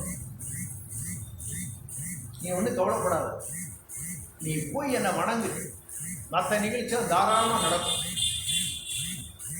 என்னை அப்படி சிவபெருமானாக மாற்றினதுக்கு அப்புறம் நீ அங்கிருந்து என்ன பண்ணிடலாம்? என்னுடைய திருமண காட்சியை மட்டும் இல்லை, அந்த சித்திர சபையில் என்னுடைய நர்த்தனத்தை நீ பார்க்கலாம். சிவ தம்பதிகளாக நான் இருக்கக்கூடிய நர்த்தன காட்சி நீ பார்க்கலாம். இப்போ ஒரு நேரம் வர்றாரு. எங்கே வர்றாரு? அப்போ குற்றாலங்கிற பேரில் திருமுற்றம். திருமுற்றத்தில் இருக்கக்கூடியது சங்கு வடிவமாக சக்கர வடிவமாக இருக்கக்கூடிய அந்த கோயில். அப்போ அந்த கோயிலில் யார் வந்து மூலமூர்த்தியாக இருக்கிறாங்கன்னா திருமால். இப்போ ஒரு நேரம் வராது. இவர் எப்படி வராது? அந்த ஜடாமுடியோட அந்த சிவகடாட்சமாக வராரு. உத்திராட்சமெல்லாம் போட்டுக்காரு, சிவகடாட்சமாக வந்தார். வந்தா விட்டுருவாங்களா? காவலாளி 2 பேர் நின்னா, ஐயா எங்க வந்தீங்க? கும்பிட. அந்த காலத்துல அனுமதி இல்லை. நம்ம அந்த காலமேகமெல்லாம் படிச்சிருப்போம். காலமேகம் கிடையாது. அவர் தன்னுடைய காதலியினுடைய தன்னை என்ன செஞ்சாரு? அப்படி கோபாலமாக போட்டிருந்தவர் அப்படி விபூதியை பூசி காதலிக்காக தன்னுடைய இதை தியானம் பண்ண மாற்றி வந்தார். தியாகம் பண்ணக்கூடிய தன்மை. இவர் என்ன பண்ணார்னா உள்ள விட மாட்டேங்கிறார். சிவ தீட்சை பெற்றவர்கள், சிவ மங்கள பொருளை அணிந்தவர்கள் இந்த கோயிலுக்குள்ள வரக்கூடாது. நீங்க நாமம் போட்டிருந்தா நான் உள்ள அனுமதிப்போம். நீங்க சிவ தீட்சையோட இருக்கீங்க, உள்ள அனுமதி கிடையாது. கோயிலில் அவங்க உள்ள விட மாட்டோம். இவர் வெளியில வந்துடுறாரு. இவர் வந்ததுக்கு அப்புறம் யோசிக்கிறார், இப்போ என்ன செய்யணும்? யாரை பார்த்து கேட்கறது? நமக்கு வழி என்ன இருக்கு அப்படின்னு யோசிக்கிறார். அப்போ அவருக்கு உதவி யாருன்னா எப்பயுமே அகத்தியருக்கு முருகன் மேலே ஒரு பெஸ்ட். அவங்க 2 பேரும் ஒரு ஃப்ரெண்ட்ஷிப் உண்டு. அப்போ அந்த செஞ்சி மாலையில் இருக்கக்கூடிய முருகன் பெருமான நினைச்சு, எப்பா இப்போ கஷ்டத்தில் மாட்டிக்கிட்டையா, நீ தான் எனக்கு என்ன செய்யணும், ஒரு வழி சொல்லு அப்படின்னு சொல்கிறார். அப்போ அவர் என்ன சொல்கிறாரு? அந்த முருகப்பெருமான் மலையில் இருக்கக்கூடிய செஞ்சி மலை முருகன் சொல்கிறாரு, ஒரு யோசனை சொல்கிறேன், செய்திங்களா சொல்லுப்பாங்க. விபூதி பூசிருக்கீங்களா? ஆமாம். அதை எடுத்துட்டு நாமம் போடுது. என்னது? நாமம் போடலாம். ஆமாம். ருத்ராட்ச மாலை வேண்டாம், கழிக்கிங்க. துளசி மாலை அணிங்க. சரி. சிவமந்திரத்தை சொல்ல வேண்டாம், விஷ்ணு மந்திரத்தை சொல்லுங்க. நீங்க அகத்தியர் சொல்லுங்க. புத்தியை காமிச்சு நல்ல யோசனை சொல்லுங்கன்னு அவங்க வந்து கேட்டா, நீ என்ன இப்படி சொல்ற? இல்லை, உள்ளதான் எடுக்கணும். நீங்க அப்படி செஞ்சு உள்ள போயிருங்க. உள்ள போனதுக்கு அப்புறம் என்னை நினைக்க நான் பார்த்துக்கிறேன், உங்களுக்கு வழி சொல்லுங்க. அப்ப இதை தவிர வேற வழியில யோசிக்கிறார் அகத்தியர்.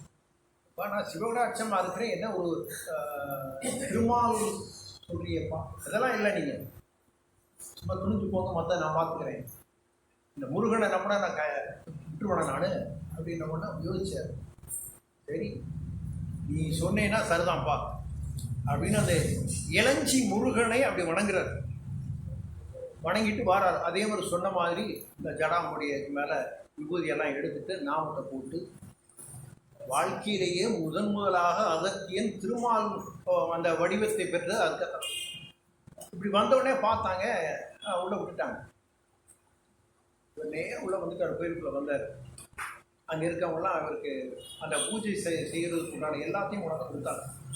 இவர் எல்லாத்தையும் வாங்கி வைத்து கொண்டு கதவை லாக் பண்ணிட்டார், கதவை போட்டார்.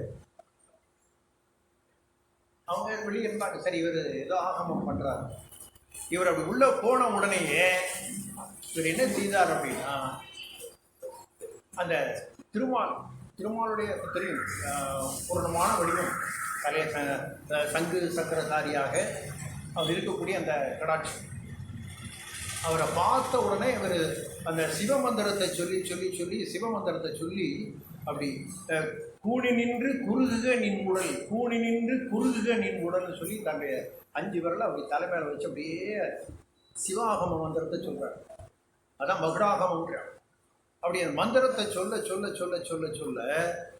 கொஞ்சம் கொஞ்சமாக அந்த திருமால் வடிவமாக இருக்கக்கூடிய அந்த வடிவமானது அப்படியே குறுகி கடைசியாக லிங்க வடிவமாக மாறியது. அப்படி லிங்க வடிவமாக மாறினதுக்கு அப்புறம்தான் பிரச்சனை ஆயிடும். கதவு திறந்து பார்த்தா இருக்கிறவனுக்கு பயம். இது என்னடா இது தாழ்வு பொருளை வித்தை காமிச்சு மாறினது. அப்போ அவர்கள் சண்டைக்கு வருகின்றார்கள். ஏதோ பண்ணுற அந்த ஆள் யாருன்னு தெரியல. உடனே இவர் ஒன்றும் சொல்லலை. அப்போ உங்களுக்கு இருக்கக்கூடிய அந்த திருமால் எங்கேயும் போல தெற்கு வாயில் இருக்கிற அந்த தெற்கு வாயில அவருக்கு இடம் இருக்கு. அதனால் நீ அங்கே போய் தரிசனம் பண்ணலாம், தப்பு கிடையாது. இன்றைக்கி நம்ம எடுத்துக்கிட்டோம்னா எல்லா சிவ ஸ்தலங்களிலும் விஷ்ணு பகவானுக்கு இடம் உண்டு. எல்லா ஸ்தலங்களிலும் முக்கியமான ஸ்தலங்களில் பார்த்தீங்கன்னா விஷ்ணு பகவானுக்கு ஒரு இடம் இருக்கு. அது மாதிரி தெற்கு வாயிலில் அவருக்கு இடம் இருக்குது. இது மூல விக்கிரகமாக இருக்கக்கூடியவர், மூர்த்தியாக இருக்கக்கூடியவர், குற்றால நாதனாக தன்னுடைய படைப்பை தொடங்குகிறார்கள். அவங்க கேட்கல. அவர்கள் சண்டைக்கு வருவதற்கு ஆயத்தமானார்கள். வேறு ஒன்றும் செய்யல. ஒரு புல் அப்படி எடுத்தாரு, மந்திரத்தை சொன்னாரு, தூக்கி போட்டார். அந்த புள்ளியினுடைய வேகம் தாங்களை பார்த்தாங்க. கடைசியில் அடிபணிந்தார்கள். அதுக்கப்புறம் அவர்கள் என்ன செய்யணும்னு கேட்டால் சொன்னார், சொன்னார் சிவன் வேற இல்லை, விஷ்ணு வேற இல்லை, இரண்டும் ஒன்று, இல்லை மாற்று கருத்து இல்லை. இருந்தாலும் இந்த மூலமூர்த்தியாக இருக்கக்கூடிய விஷ்ணு சிவனுடைய வடிவமாக இருக்கக்கூடியவர். அதனால் அவர் சிவ ஆகமத்தின் மகுடாகமத்தின்படி அவர் குற்றாலீஸ்வராக குற்றாலநாதனாக அவதரிச்சிருக்கிறார். அதனால் விஷ்ணுவுடைய தான் இந்த இடத்துல இருக்குன்னு சொல்லி அவர்களை மன வேறுபாடு வேண்டாம் அப்படி நீக்கி அவர்களுக்கு வழிமுறையை காட்டி. இது புராண வரலாறு. அந்த வடிவத்தின்படி அவர் என்ன பண்றாரு அப்படின்னா அந்த சங்க வீதின்னு சொல்றாங்க. அப்ப எங்க தங்கி இருக்கிறாருன்னா தென்மேற்கு பக்கத்துல இந்த விஷ்ணுவுக்கு தாங்க கோவில் அமைத்து அந்த விஷ்ணு பகவானும் அங்கே இருக்கக்கூடிய தன்மையாக இந்த வரலாறு, இது புராண வரலாறாக சொல்லப்படுகின்ற நூலில் ஒரு புராண வரலாறு. எப்படி அந்த திருமால் அப்படி சிவனாக சிவலிங்க ரூபமாக மாறி இருக்கின்றார் அப்படின்னு சொல்லப்படக்கூடியது. இப்போ இதில் மலை வளம் முதல்ல எடுத்துக்கிட்டோம்னா என்ன மலை வளம்னா, கிட்டத்தட்ட கடல் மட்டத்திலிருந்து ஒரு 550 அடி உயரம், 550 அடி உயரத்தில் இருக்கான். அப்படி மேற்கு தொடர்ச்சி மலை ஆரியங்காவிலிருந்து அந்த மலை அடிவாரம் வரைக்கும் அப்படியே வருதான். அது கிட்டத்தட்ட 5000 அடி உயரம் அந்த மலையினுடையது. அது எங்கே போய் சேருது அப்படின்னா பொதிகை மலையினுடைய இதோடு சேர்ந்துக்கிறது. இதில் 3 வகையான சிகரங்கள் இருக்கின்றது. அந்த 3 சிகரம் இருக்கிறதுனால தான் இதை என்ன சொல்கிறாங்க அப்படின்னா திரிகூட மலை, திரிகூடாசலம் அப்படின்னு சொல்வதாக அந்த வரலாறு சொல்லுது. அப்போ அந்த திரிகூட மலையில் இருக்கக்கூடிய காடு இருக்கிற காட்டுப்பகுதி, இந்த காட்டுப்பகுதியை செண்பக காடுன்னு சொல்கிறாங்க. இந்த செண்பக காட்டில் என்னென்ன மரங்கள் இருக்குன்னா வணிக சம்பந்தப்பட்ட மரங்கள் நிறைய இருக்கு. வணிக சம்பந்தப்பட்ட மரங்கள்னா இப்போ தேக்கு மரங்கள், கருங்காலி மரங்கள், அப்படி நமக்கு வருமானத்திற்குரிய மரங்களாக நிறைய, அது மாதிரி மூலிகை சம்பந்தப்பட்ட மரங்கள்,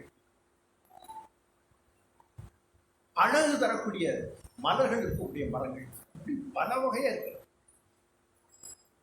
அந்த காட்டில். குறிப்பாக விலங்குகள் அப்படி வாழ்வதற்குரிய ஒரு காடாக அந்த மரங்கள் அப்படி அடர்த்தியாக இருக்கக்கூடிய தன்மைன்ற இது அந்த மலை வளம். அப்புறம் ஆறும் அருவியும் சொல்லும்போது சிற்றாறுன்றான். அதை சித்ரா ஆறு அப்படின்னு அந்த இலக்கியத்தில் கொடுக்குறான். இந்த சித்ரா நதி அப்படிங்கிற சிற்றாறு இது திரிகூட மலையில் பிறந்து அப்படியே வருதான். அப்படி வருகின்ற பொழுதே தேன் அணையெல்லாம் இருக்கக்கூடிய பகுதியெல்லாம் சேர்ந்து தேன் அருவியாக மாறும். அந்த அருவி வரக்கூடிய தன்மை தேன் அருவியாக மாறி வருது. அதுக்கப்புறம் அப்படியே ஒரு 288 அடி, 288 அப்படி தண்ணியானது என்ன செய்யணும், அங்கிருந்து விழும்போது நேர விழாம ஒரு துறை, அந்த துறையில விழுந்து அங்கிருந்து பொங்கி வந்து அப்படி மெயின் ஃபால்ஸ்ல வருது. அதனால அந்த இடத்துல பொங்குவான் கடல், அந்த பொங்கி வரக்கூடிய நிலை. அப்படி நேரடியாக தண்ணி வந்து விழுந்தா நம்ம குளிக்க முடியாது. கொஞ்சம் யோசனை பண்ணி பாருங்க, 288 அடி உயரத்துல தண்ணி விழுந்துச்சுன்னா, அப்படி தண்ணி தலையில விழுந்தா கழுத்து உள்ள போயிடும். இப்படிதான் நம்ம குளிக்க முடியாது. ஒருவேளை அது எப்படி பண்ண முடியும்? அதெல்லாம் இயற்கையினுடைய நமக்கு அந்த தண்ணி அப்படியே அந்த துறையில விழுந்து அந்த தண்ணியினுடைய அந்த ஆற்றல் குறைஞ்சு அதிலிருந்து பொங்கி அந்த மூலிகையெல்லாம் கலந்து. இந்த குற்றாலத்தில் வந்து முக்கியமான என்ன, மூலிகை தண்ணி. அதில் வந்து கண்டிப்பாக அது மட்டும் இல்லை, அப்படி குளிச்சுட்டு அந்த இருக்கக்கூடிய மெயின் ஃபால்ஸ் சொல்கிறோமே, அந்த வட அருவி, அதுக்கு கொடுக்க பேர் வந்து வட அருவின்னு கொடுக்குறாங்க. அந்த அருவியில் இருக்கக்கூடிய சிவலிங்கமாக இருக்குது. எங்கு பார்த்தாலும் அந்த சிவலிங்க வடிவமாக இருக்கப்படக்கூடியது இந்த பொங்குமாங்கடல் பக்கத்தில். அப்புறம் அந்த சிற்றருவி, அதனுடைய ஒரு பிரான்ச்சஸ் என்ன பண்ணுதான், 5 பிரிவுகளாக அந்த சிற்றருவியிலிருந்து வரக்கூடியதான் 5 அருவியாக மாறுகிறது. அதே மாதிரி இந்த பழைய குற்றாலத்துக்கு என்ன பண்ணுறாங்கன்னா பாசுபத சாஸ்தா அருவி அப்படின்னு ஒரு இலக்கியத்தில் கொடுக்குறாங்க. பாசுபத சாஸ்தா அருவி. இந்த பாசுபதம்னு சொன்னாலே அர்ஜுனன் வந்து சிவபெருமான வேண்டிய அந்த பாசுபத அவசரம் வாங்கக்கூடிய அந்த கதையெல்லாம் அது கொடுக்குறாரு. அப்போ அந்த அருவியினுடைய தன்மை எந்த அளவுக்கு அப்படி புகழ் பெற்றதாக இருந்திருக்கின்றது அப்படின்னு. அடுத்து பார்த்தீங்கன்னா கோயிலினுடைய அமைப்பு எப்படி இருக்கு, இந்த கோயில் எந்த மாதிரி அமைஞ்சிருக்குன்னா, முதலே சொன்னேன் சங்கு வடிவமாக. இந்த சங்கு வடிவம் என்பது திருமாலுக்கு உரியது. அப்படிப்பட்ட அந்த கோயில் அமைப்பு 5 வாயில்கள் இருக்கக்கூடியது. அந்த 5 வாயில்களில் வடக்கு வாசல், அந்த வடக்கு வாயில் இருக்கே, அது எதுக்கு பயன்படுது, அதிகமான பயன்பாடுன்னா உற்சவ மூர்த்தியாக அப்படி சாமி திருவிழா வரக்கூடிய பகுதி அந்த பகுதி தான். அந்த பகுதியாகத்தான் வந்து போகக்கூடியது. கிழமேல் அடியாக 376 அடி இருக்கணும். கிழக்கு மேற்காக 376 அடி, தெற்கு வடக்காக 407 அடி. அந்த கோயிலுடைய அந்த அமைப்பை சொல்றோம். இப்ப குற்றாலநாதருடைய கோயிலுடைய வலது பக்கம் குடல்வாய் மொழி அம்மையுடைய கோயில். ஐயா இருக்கிறாரு, ஐயாவுக்கு வலது பக்கம் குடல்வாய் மொழி அம்மா கோயில் இருக்கு. இடது பக்கம் பராசக்தியினுடைய பீடம். அப்ப 2 பக்கமே தாயார் இருக்காங்க. ஐயா வந்து நடுவில் இருக்கிறார், நடுநாயகமாக விளங்கக்கூடியதாக. அப்ப இந்த 3 பேருக்குமே பொதுவான ஒரு உட்பிரகார அமைப்பு, ஒரு பிரகார அமைப்பு வச்சிருக்கிறாங்க.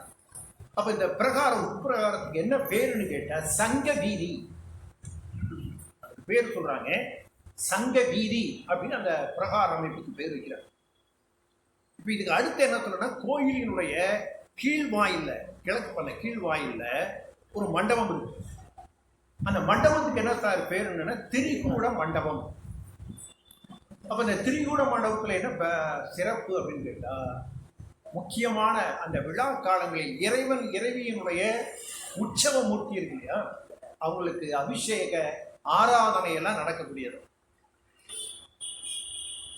அப்ப அந்த மண்டபத்துக்கு பக்கத்துல, அந்த மண்டபத்துக்கு பின்னாடி துவார விநாயகர், அம்பல விநாயகர், துவார சுப்பிரமணியர், பால சண்முகர், இந்த 4 பேருடைய அந்த தெய்வங்களுடைய வடிவங்களை அமைச்சிருக்காங்க. தெற்கு பகுதி எடுத்துக்கிட்டோம், தெற்கு பகுதி கீழ்வாயில்ல ஐயனாருடைய சிலை இருக்கு. நான் தெற்க போகும்போது ஐயனாருடைய அந்த வடிவங்களும், இன்னொரு பக்கம் போனீங்கன்னா சாஸ்தாவினுடைய வடிவம் உண்டு. சில அந்த குலதெய்வ வழிபாடு இருக்கவங்களுக்கு தெரியும். அந்த குலதெய்வ வழிபாட்டில் பார்த்தீங்கன்னா ஐயனாரும் ஒரு குலதெய்வம் இருக்கும். சில இடங்களில் சாஸ்தானே வச்சுருப்பாங்க. சாஸ்தா வழிபாடுங்கிறது தெற்க வந்து அதிகமாக உண்டு. அந்த ஐயனாருடைய இது தென்பக்க கீழ்வாயில அவருடைய கோயில் இருக்கு அப்படின்னு கொடுக்குறாரு. அதை தாண்டி உள்ள வந்தோடனே நமஸ்கார மண்டபம். அந்த நமஸ்கார மண்டபத்தை தாண்டிட்டோம்னா அடுத்து என்னம்னா கொடிமரம். அப்ப கொடிமரத்தை தாண்டினா பலிபீடம். பலிபீடத்தை தாண்டின உடனே அப்படின்னா நந்தி பெருமான், நந்திகேஸ்வரர். இப்போ நந்திகேஸ்வரர் தாண்டியாச்சுன்னா என்ன அப்படின்னு கேட்டால் துவாரபாலங்கள். இது ஐயாவினுடைய அந்த கோவில் அமைப்பு வரிசையை கொடுத்தார். சரி, அதுக்கு அடுத்து என்ன இருக்கு அப்படின்னா, அந்த உள்பிரகாரத்தை தாண்டி கீழ்ப்பக்கத்தில் வந்துட்டோம்னா அதிகார நந்தி. அந்த அதிகார நந்திக்கு பக்கத்தில் சூரிய கடவுள், சூரியன். இப்போ நம்ம வடவளத்துக்கு நுழைஞ்சோம்னா தெரியும், அதிகார நந்தி இருக்கிறாரு, சூரியன் இருக்கிறார், இங்கே சந்திரன் இருக்கிறாங்க, காலபைரவர் இருக்கிறாங்க, நடராஜ பெருமான், வரிசையாக பார்க்குறோம். அது மாதிரி அந்த அமைப்பு அங்கே. அதே மாதிரி அந்த தெற்கு பக்கத்தில் பார்த்தோம்னு சொன்னால் தட்சிணாமூர்த்தியினுடைய வடிவம். தட்சிணாமூர்த்திக்கு எதிர்பக்கத்தில் சுரதேவர் பஞ்சலிங்க வடிவம். அந்த பஞ்சலிங்கம் எப்படி இருக்காங்க, மேற்கு திசையை நோக்கி பார்ப்பதாக அமைக்கப்பட்டிருக்கிறதுன்றாங்க. சரி, அப்ப இந்த சிவபெருமானுக்கு பக்கத்திலேயே மனோன்மணி தாயார், மனோன்மணி தாயாருடைய உருவம் அங்கே பார்க்க முடியும். நம்ம ஊர்ல பார்க்க முடியாது. இப்போ நம்ம மடாருலாவுக்கு போனோம்னா எனக்கு தெரிஞ்சு அந்த மனோன்மணி தாயாருக்கு அபிஷேக ஆராதனை அப்படின்னா திருமணம் நடக்க எளிமையாக வேகமாக நடந்துடும், திருமண தடை நீங்கிவிடும் அப்படின்னா சொல்கிறாங்க. உண்மைதான். ஆனால் நம்ம அந்த சாமியை பார்க்க முடியுமான்னா நம்ம பார்க்க முடியாது. அந்த பூசாரி தான் என்ன பண்ணுறாங்க, உள்ள போய் பூஜையை பண்ணி கொண்டாந்து பிரசாதத்தை கொடுக்குறாங்க. அப்படியே அந்த சாமியை நாம் நேராளுங்க மடாலத்தில் பார்க்க முடியுமானா பார்க்க முடியலை. ஆனால் அங்கே அப்படி இல்லையா, பார்ப்பதற்கு உண்டான வாய்ப்பு இருக்கின்றாங்க. அடுத்து என்ன கொடுக்குறாரு அப்படின்னா, கன்னிமூல விநாயகர் பக்கத்துலேயே இருக்க விநாயக பெருமானுடைய உருவம் இருக்கு. இதில் ஒரு சிறப்பு என்ன, அதாவது அம்மையினுடைய கோயிலில் அந்த உயரமான கற்ப கிரகம், அந்த கற்ப கிரகம் அம்மா இருக்கக்கூடிய இடம் ரொம்ப உயரமாக இருக்கிறதுலே அந்த ஒரு உயர்ந்த ஸ்தானமாக வச்சுருக்காங்க. தனியாக அந்த அம்மாவுக்கு விழாக்கள் இல்லை, தனி விழாக்களாக. இப்போ சில கோயிலில் பார்த்தீங்கன்னா, இப்போ இதில் மதுரை எடுத்துக்கிட்டோம்னா அம்மாவுக்கு தான் முக்கியத்துவங்க, மீனாட்சி அம்மைக்கு தான் முக்கியத்துவம். அடுத்து தான் ஐயா சுந்தரேஸ்வரர், அதுக்கப்புறம் தான். முதல் இது வந்து அம்மாவுக்கு தான் இங்கே மதுரையில். அது மாதிரி இங்கே அப்படி இல்லையா, இங்கே தனி விழாக்களாக அம்மாவுக்கு இல்லை. அது மட்டும் இல்லையா, கொடிமரம், தனியாக கொடிமரம், அப்புறம் பலிபீடம், அடுத்து சொல்லக்கூடிய சண்டீஸ்வரின்னு சொல்லக்கூடிய, இப்போ நம்ம மடாவளத்தில் சண்டீஸ்வரியும் இருக்காங்க, சண்டீஸ்வரரும் இருக்காங்க.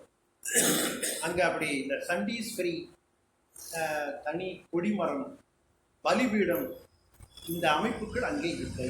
யாருக்கு இல்லை அப்படின்னா, அந்த குழல்வாய்மொழி அம்மாவுக்கு இப்படி தனிப்பட்ட ஒரு வாய்ப்பு கிடையாது. எல்லாமே ஐயாவை சேர்ந்தது தான். சுருக்கமாக சொன்னால் ஐயா ஆட்சி தான் சரிதானா. அடுத்து என்ன சொல்றாரு அப்படின்னா, அந்த சித்திர சபையை சொல்றாரு. அந்த சித்திர சபைன்னு சொன்ன உடனே நமக்கு ஞாபகம் வரும். இப்போ திருவாலங்காடுன்னு எடுத்துட்டா ரத்ன சபை, அதே மாதிரி சிதம்பரத்தை எடுத்துட்டா கனக சபை, மதுரை திருவாரூர் எடுத்து வெள்ளி சபை, திருநெல்வேலி தாமர சபை, திருக்குற்றாலம் சித்திர சபை, 5 சபையை சொல்லிட்டோம். ஆனால் இந்த 5 சபையை விட இன்னொரு சபை சிவனுக்கு ரொம்ப பிடிக்கும். 5 சபை அவருடைய உரிய இடம். இந்த 5 சபையை காட்டிலும் எனக்கு இன்னொரு சபை எனக்கு ரொம்ப பிடிக்கும். அது என்ன சபைன்னு கேட்டா,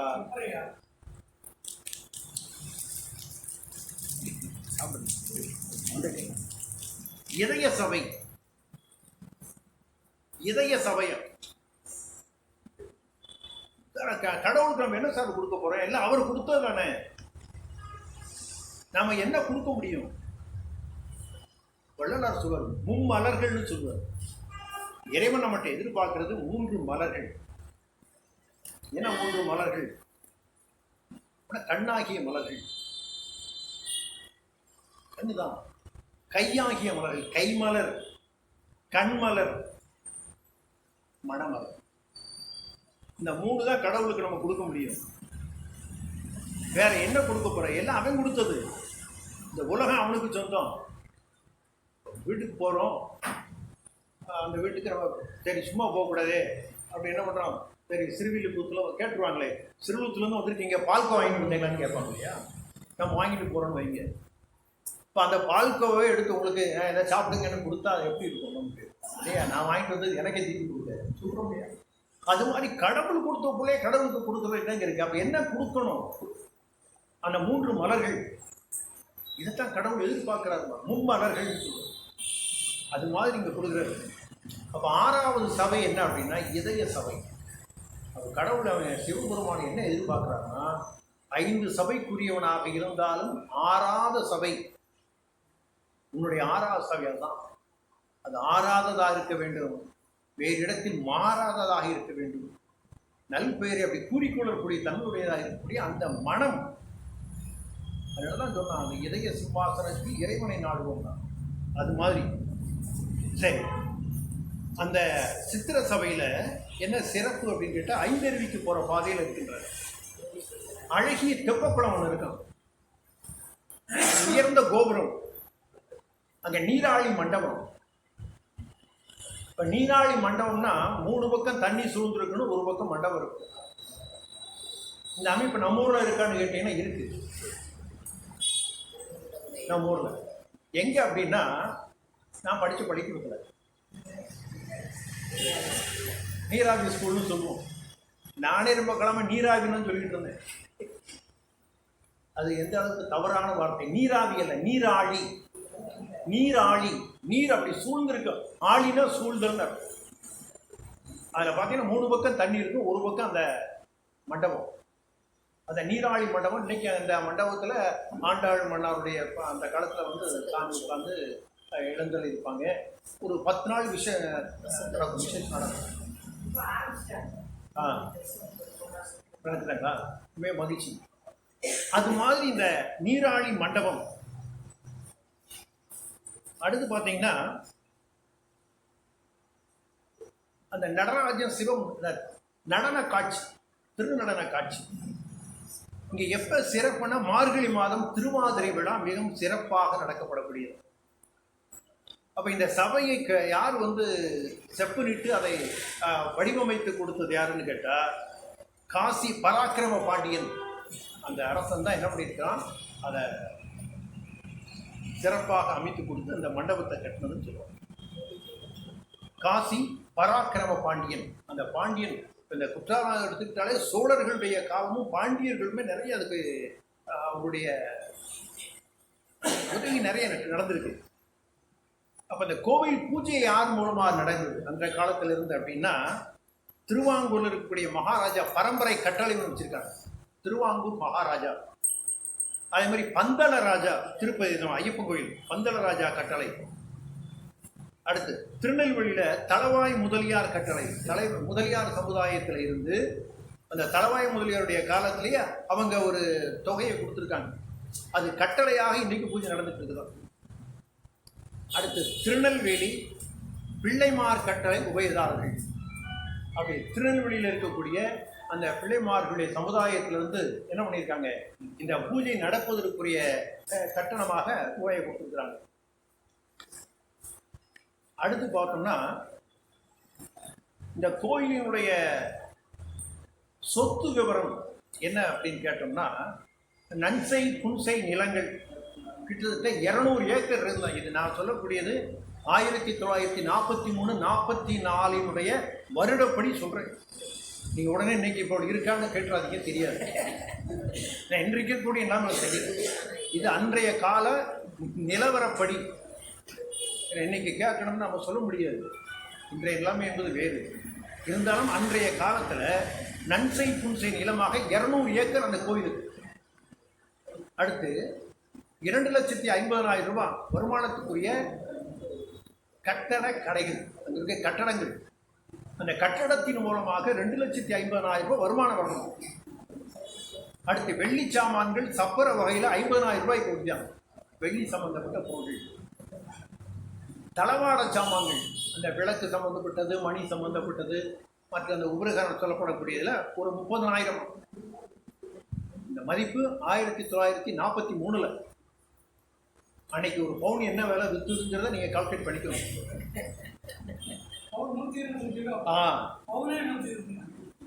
இன்னைக்கு வந்து 1 லட்சம் போயிடுச்சு ஜிஎஸ்டி. அதனால நிலைமை இது அன்றைய கோவிலினுடைய. இப்போ நான் இந்த சொன்ன கணக்கு வந்து அந்த 1943 சொன்னனே, முதலே சொன்னனே, அந்த சண்முக நயினார் அவர் எழுதிய அந்த குறிப்பில் இருக்கு. அந்த குறிப்பு புத்தகத்தை அடிப்படையாக வைத்து தான் இன்னைக்கு எழுதக்கூடிய அத்தனை வரலாறுகளும் வந்துட்டு இருக்கு. சரி, அடுத்து என்ன சொல்றான் அப்படின்னா, இந்த வழிபாடு செய்யக்கூடிய முறைகள் என்ன வழிபாடு? இந்த வழிபாடு முறை என்ன அப்படின்னு கேட்டா, மகுடாகமம், அந்த கோயில் மகுடாகமம் எப்படி சார் உள்ள போறது அப்படின்னா, முதல்ல என்ன கூப்பிடுறேன்னா, விநாயக பெருமானுடைய சன்னதியில கூப்பிடுங்க. அடுத்து நடராஜ பெருமானை கூப்பிடுங்க, அந்த கோயிலோட வழிபாட்டு முறையை சொல்லும்போது. அதுக்கப்புறம் குற்றாலநாதருடைய வழிபாடு அந்த இறை சன்னதியில. அப்படி குற்றாலநாதரை வணங்கணும்னா பரிவார தெய்வங்கள் வரிசையா இருக்கு. அந்த பரிவார தெய்வங்களை எல்லாம் வணங்கிருங்க. அப்புறம் அம்மன் சன்னதிக்கு வாங்க, அந்த அம்மாவை கும்பிடுங்க. அந்த அம்மாவை சுற்றி இருக்கக்கூடிய வெளிப்புற தெய்வங்கள் எல்லாம் வணங்கி விட்டு அந்த இடத்துல உள்பிரகார நிலையில இருக்கக்கூடிய சண்டேஸ்வரரை அப்போ முதல்ல வணங்க வேண்டாம். கொடுக்குறாரு, சண்டேஸ்வரரை கடைசியில் கும்பிடுங்க. அந்த சண்டேஸ்வரரை வணங்குறதுல கூட பார்த்தோம்னா பலர் பலவிதமாக வணங்குறாங்க. நீங்கள் ஒன்றும் இல்லை, வட உலகத்தில் பார்க்க நானே பார்த்தேனாலும் சொல்லுவேன். ஸோ ஒரு சிலர் நான் பார்த்தீங்கன்னா அந்த சண்டேஸ்வரியோ சண்டேஸ்வரர் ஐயாவை வணங்கும்போது அந்த பார்க்குறாங்க, படக்க ஒரு நூலை பிக்காங்க, ஒரு நூல் எடுத்து என்ன பண்ணுறாங்க, போட்டு போயிட்டாங்க. இன்னும் ஒரு சில பேர் என்ன பண்ணுறாங்க, அந்த செவத்தில் வந்து டப்புன்னு அடிக்காங்க. இன்னும் ஒரு சில பேர் என்ன பண்ணுறாங்க, கையை டமான்னு தட்டுறாங்க. உடனே தட்டுறது மட்டும் இல்லை, அந்த குழந்தைகிட்ட சொல்கிறாங்க, இது செவிட்டு சாமிடா, காது கேட்காது, அதெல்லாம் கை தட்டு. நல்லா யோசிக்க, அந்த குழந்தைக்கு முடத்தை என்ன பதியும். அப்போ இந்த சண்டீஸ்வருடைய அவங்க தவநிலையில் இருக்கிறவங்க. அவங்க யாருன்னா கணக்கு பிள்ளைங்க. அந்த கோயில் கணக்காளர் அவங்க தான். சிவங்கோயிலுக்கு போய் சாமி கும்பிட்டு வருவோம், ஐயா நான் என் கையில் ஒன்றும் இல்லை,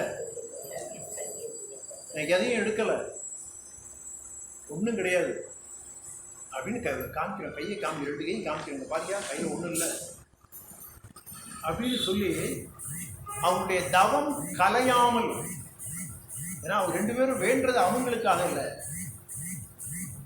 அந்த கோயிலை பொறுத்தவரையில் அவர்கள் தான் ஜட்ஜ்மெண்ட் கொடுக்கறது. உள்ள நுழையும் போது அதிகார நந்தி அவரை தான் முதல்ல கும்பிடணும். அவர் தான் முதல்ல சொல்லுவார், ஆஜர் எடுக்கிறாரு, இந்நேரம் வந்திருக்காருப்பா, இவங்களாம் வந்துட்டு போகிறாங்க, அட்டண்டன்ஸ் போடுறது அதிகார நந்தி. வெளியில் வரும்போது, ஐயா கோயிலேருந்து வந்துட்டேன், ஒன்றுமே கொண்டு போகல, நான் ஒன்றும் கொண்டு வரல, ஒன்றும் கொண்டு போகல, இப்படியே போகிறேன் வெறுங்கை. இந்த கணக்கை காமிக்கணும் அவருக்கு. அப்போ ஒரு கேள்வி கேட்குறாங்க, சார் எப்படி கும்பிட்டா அது முறையான ஒரு சந்தேகம் வரும். அதுக்கு நம்ம திருமூலர் அது படி சொல்லிடுறாரு. அவர் என்ன சொல்றாருன்னா, எப்பரிசாயினும் ஏத்துமின் ஏற்றினால் அப்பரி ஈசன் அல்புறலாமேன்றார். அதுக்கு என்ன அர்த்தம் அப்படின்னா, எப்பரிசாயின் எப்படியாவது கும்பிடியா நீ. இப்போ ஒரு தாய், ஒரு சின்ன பிள்ளை இருக்கு, அது என்ன செய்யுது, ஒரு சிலேட்டில் அம்மா அழகாக எழுதி கொடுத்தாங்க, ஆனா அப்படி போட்டு இது எழுதுறான்னு கொடுத்தாங்க. அந்த புள்ள அது மேலேயே கிறுக்கி வச்சிருக்கு. கிறுக்கி வச்சுட்டு நல்லா இருக்கா அப்படின்னு கேட்குது. அப்போ அந்த அம்மா சொல்ற, சூப்பராக எழுதி இருக்குதா அப்படின்னு சொல்லி தட்டி கொடுக்குது. அதுதாங்க இயற்கை. எப்பயுமே அந்த பாசிட்டிவ் தாட்ஸ் இருக்கணும். இப்போ பள்ளிக்கூடத்தில் ஆசிரியராக இருக்கும்போது பார்த்தீங்கன்னா, ஒரு பையன், அவன் அப்பா வந்து பெரிய போஸ்டில் கன்சல்டிங்கத்தில் பேராசிரியராக இருந்தது. அவன் பையன் என்கிட்ட படித்தான். அந்த பையனுக்கு இயற்கையிலேயே கவிதை எழுதக்கூடிய ஆற்றல் உண்டு. அப்போ என்கிட்ட வந்து சிக்கிட்டான் பாவம். நான் பெரும்பாலும் என்ன பண்ணுவேன்னா, எனக்கு தமிழ் ஆர்வம் இருக்க பையங்களை தேர்ந்தெடுத்து அவங்க சிறப்பாக கவனிக்குங்கிறது என்னுடைய ஆசை. ஏன்னா பள்ளிக்கூடத்தில் நம்ம படிக்கும்போது எப்படி இன்னைக்கு நம்ம வந்து ஒரு பேசுவதற்கோ தமிழ் படிப்பதற்கோ நமக்கு ஆசிரியர் வழி சொன்னாங்களோ அந்த வழிமுறை நம்ம செய்யணும். யான் பெற்ற இன்பம் பெருக வைகம் கொடுக்கணும் அப்படின்னு அந்த பையனை கூப்பிட்டு அவனுக்கு சொல்லிக் கொடுத்து, அவனுக்கு வீட்டுக்கெல்லாம் கூப்பிட்டு ஒரு கவிதை, மரபு சார்ந்த கவிதை எப்படி எழுது, புது கவிதை எப்படி எழுது, அவன் நல்லா எழுத ஆரம்பிச்சுட்டு நிறைய கவிதை எழுத ஆரம்பித்தான். 3 நாள் கழிச்ச அப்பா அங்கேருந்து வந்தார். வந்த ஒரு நேரம் என் மேலே ரிப்போர்ட் பண்ணியாச்சு.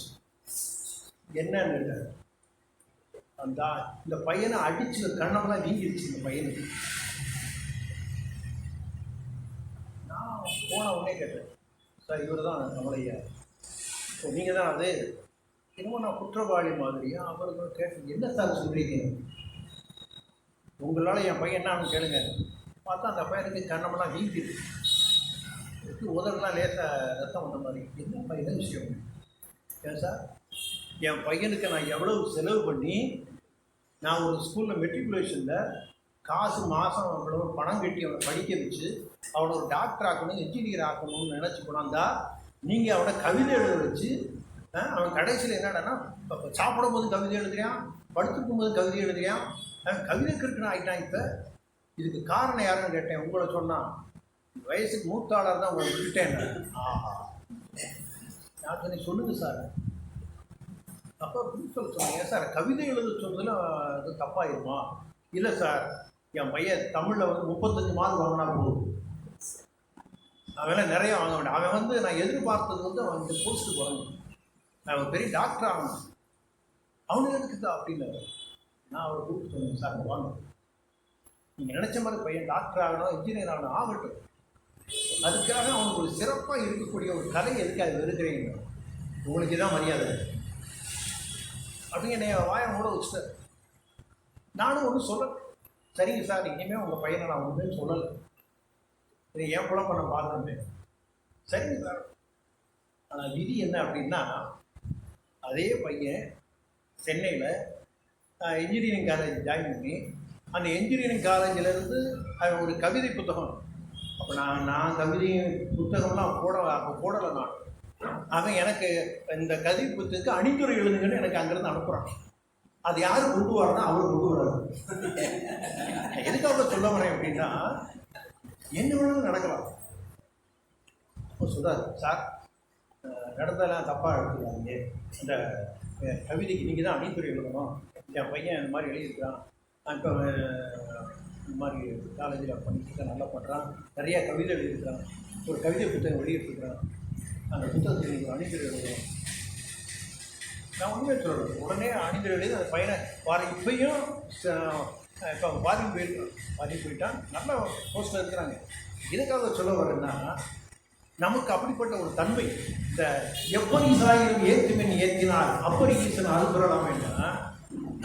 கோயிலுக்கு வந்தோமா, நீ வந்தால் போதுமே சாமி, நீ எப்படி வேணாலும் கும்பிட்டு, நீ கைதட்டி கும்பிட்றியா, இல்லை கும்பிட்டு போறியா, இல்லை நீ செவ்வி சாமின்னு சொல்கிறியா, நீ என்ன வேணும், ஆனால் நீ கோயிலுக்கு வர வேண்டும்.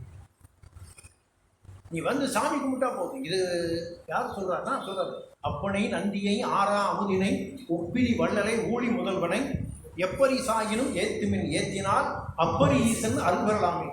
அவருடைய அருளை பெற வேண்டுமையானால் என்ன செய்யணுமா, நீ வந்தால் போதும், நீ சாமியை கும்பிடு, நீ எப்படி வேணாலும் கும்பிடு, அது தப்பே இல்லை அப்படின்னு திருமூலருடைய பாடல் வரிகள். ஆக இப்படி வழிபாடு முறைகள் நமக்கு இருந்தாலும் கூட சுருக்கமாக நம்ம என்ன சொல்கிறோம் அப்படின்னா, நம்ம எவ்வளவோ தப்பு பண்ணியிருக்கலாம், இதுக்கெல்லாம் நமக்கு விமோச்சனம், நமக்கு வாழ்வாதாரம் யார் அப்படின்னா எம்பெருமானாகி அந்த சிவபெருமான் தான். அவன் அருளாலே அவன் தாழ் வணங்கி, அதுக்கு கூட அவனுடைய அருள் நமக்கு வேணும். அதனால் அவன் என்ன பிழைகள் செய்திருந்தாலும் அந்த பிழைகளை எல்லாம் அவன் மன்னித்து நமக்கு ஒரு நல் வாழ்க்கை, நல்ல ஒரு வாழ்க்கை, வயது முதிர்ந்தவர்களுக்கு நிறைவும், வாழ்வாங்கு வாழக்கூடியவர்களுக்கு நல்ல வாழ்க்கையும் தரக்கூடிய அந்த சிவபெருமானை வேண்டி அவனுடைய ஒரு பாடலோடு, நேரம் மிக முக்கியமானது, காலம் கருதி நம்ம நிறைவு செய்யக்கூடிய நிலை கொண்டோம். அதனால் எல்லா தன்மையும் உடைய அந்த இறைவனை வணங்கி, கல்லா பிழையும் கருதா பிழையும் கசிந்துருகி, கல்லா பிழையும் கருதா பிழையும் கசிந்துருகி, நில்லா பிழையும் நினையா பிழையும் நின்னைந்தெழுத்தை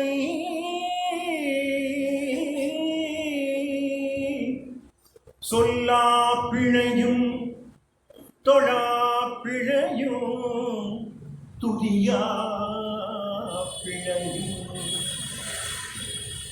எல்லா பிழையும்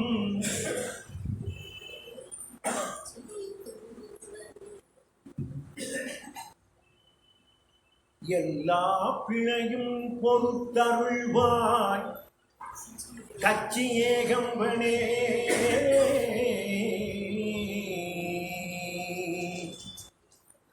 எல்லா பிழையும் பொறுத்தருள்வாய் கச்சி ஏகம்பனே.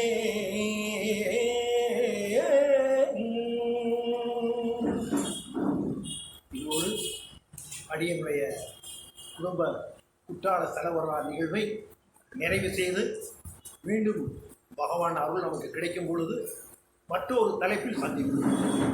சிவசிவா சிவசிவா. நன்றி நபர்கள்.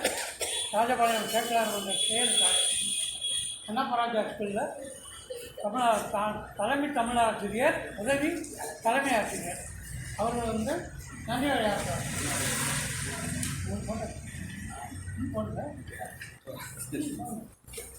ஐயா பொன்னாட போட்டாங்க.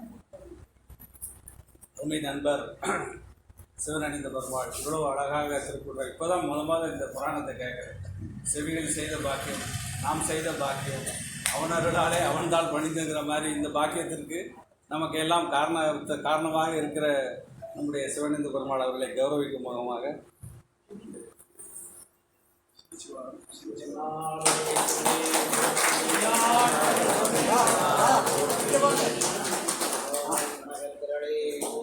கைலே மலையான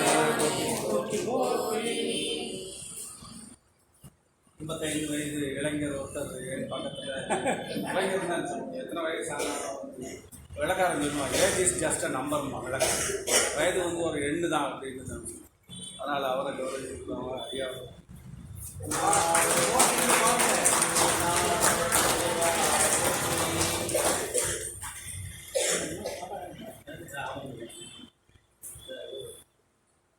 இடத்தினுடைய காரணகர்த்தா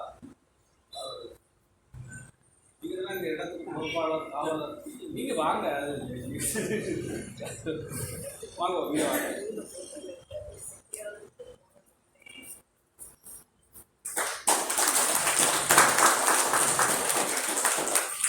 கோயில் அர்ச்சகர் ஐயா வாங்க.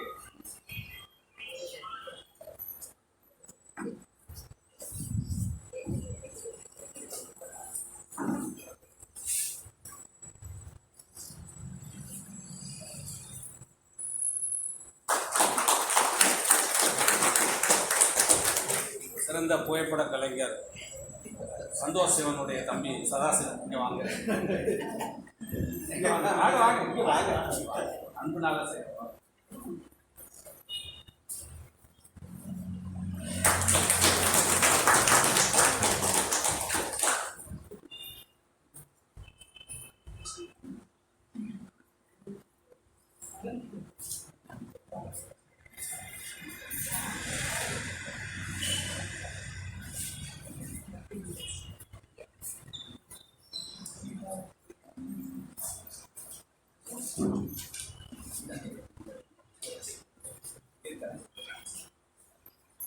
என் பையன் என் பேரெல்லாம் உங்கள்கிட்ட படித்தேன். சுந்தர் பையன் பேர், பேரன் ஈஸ்வர சுதன். சூர்யா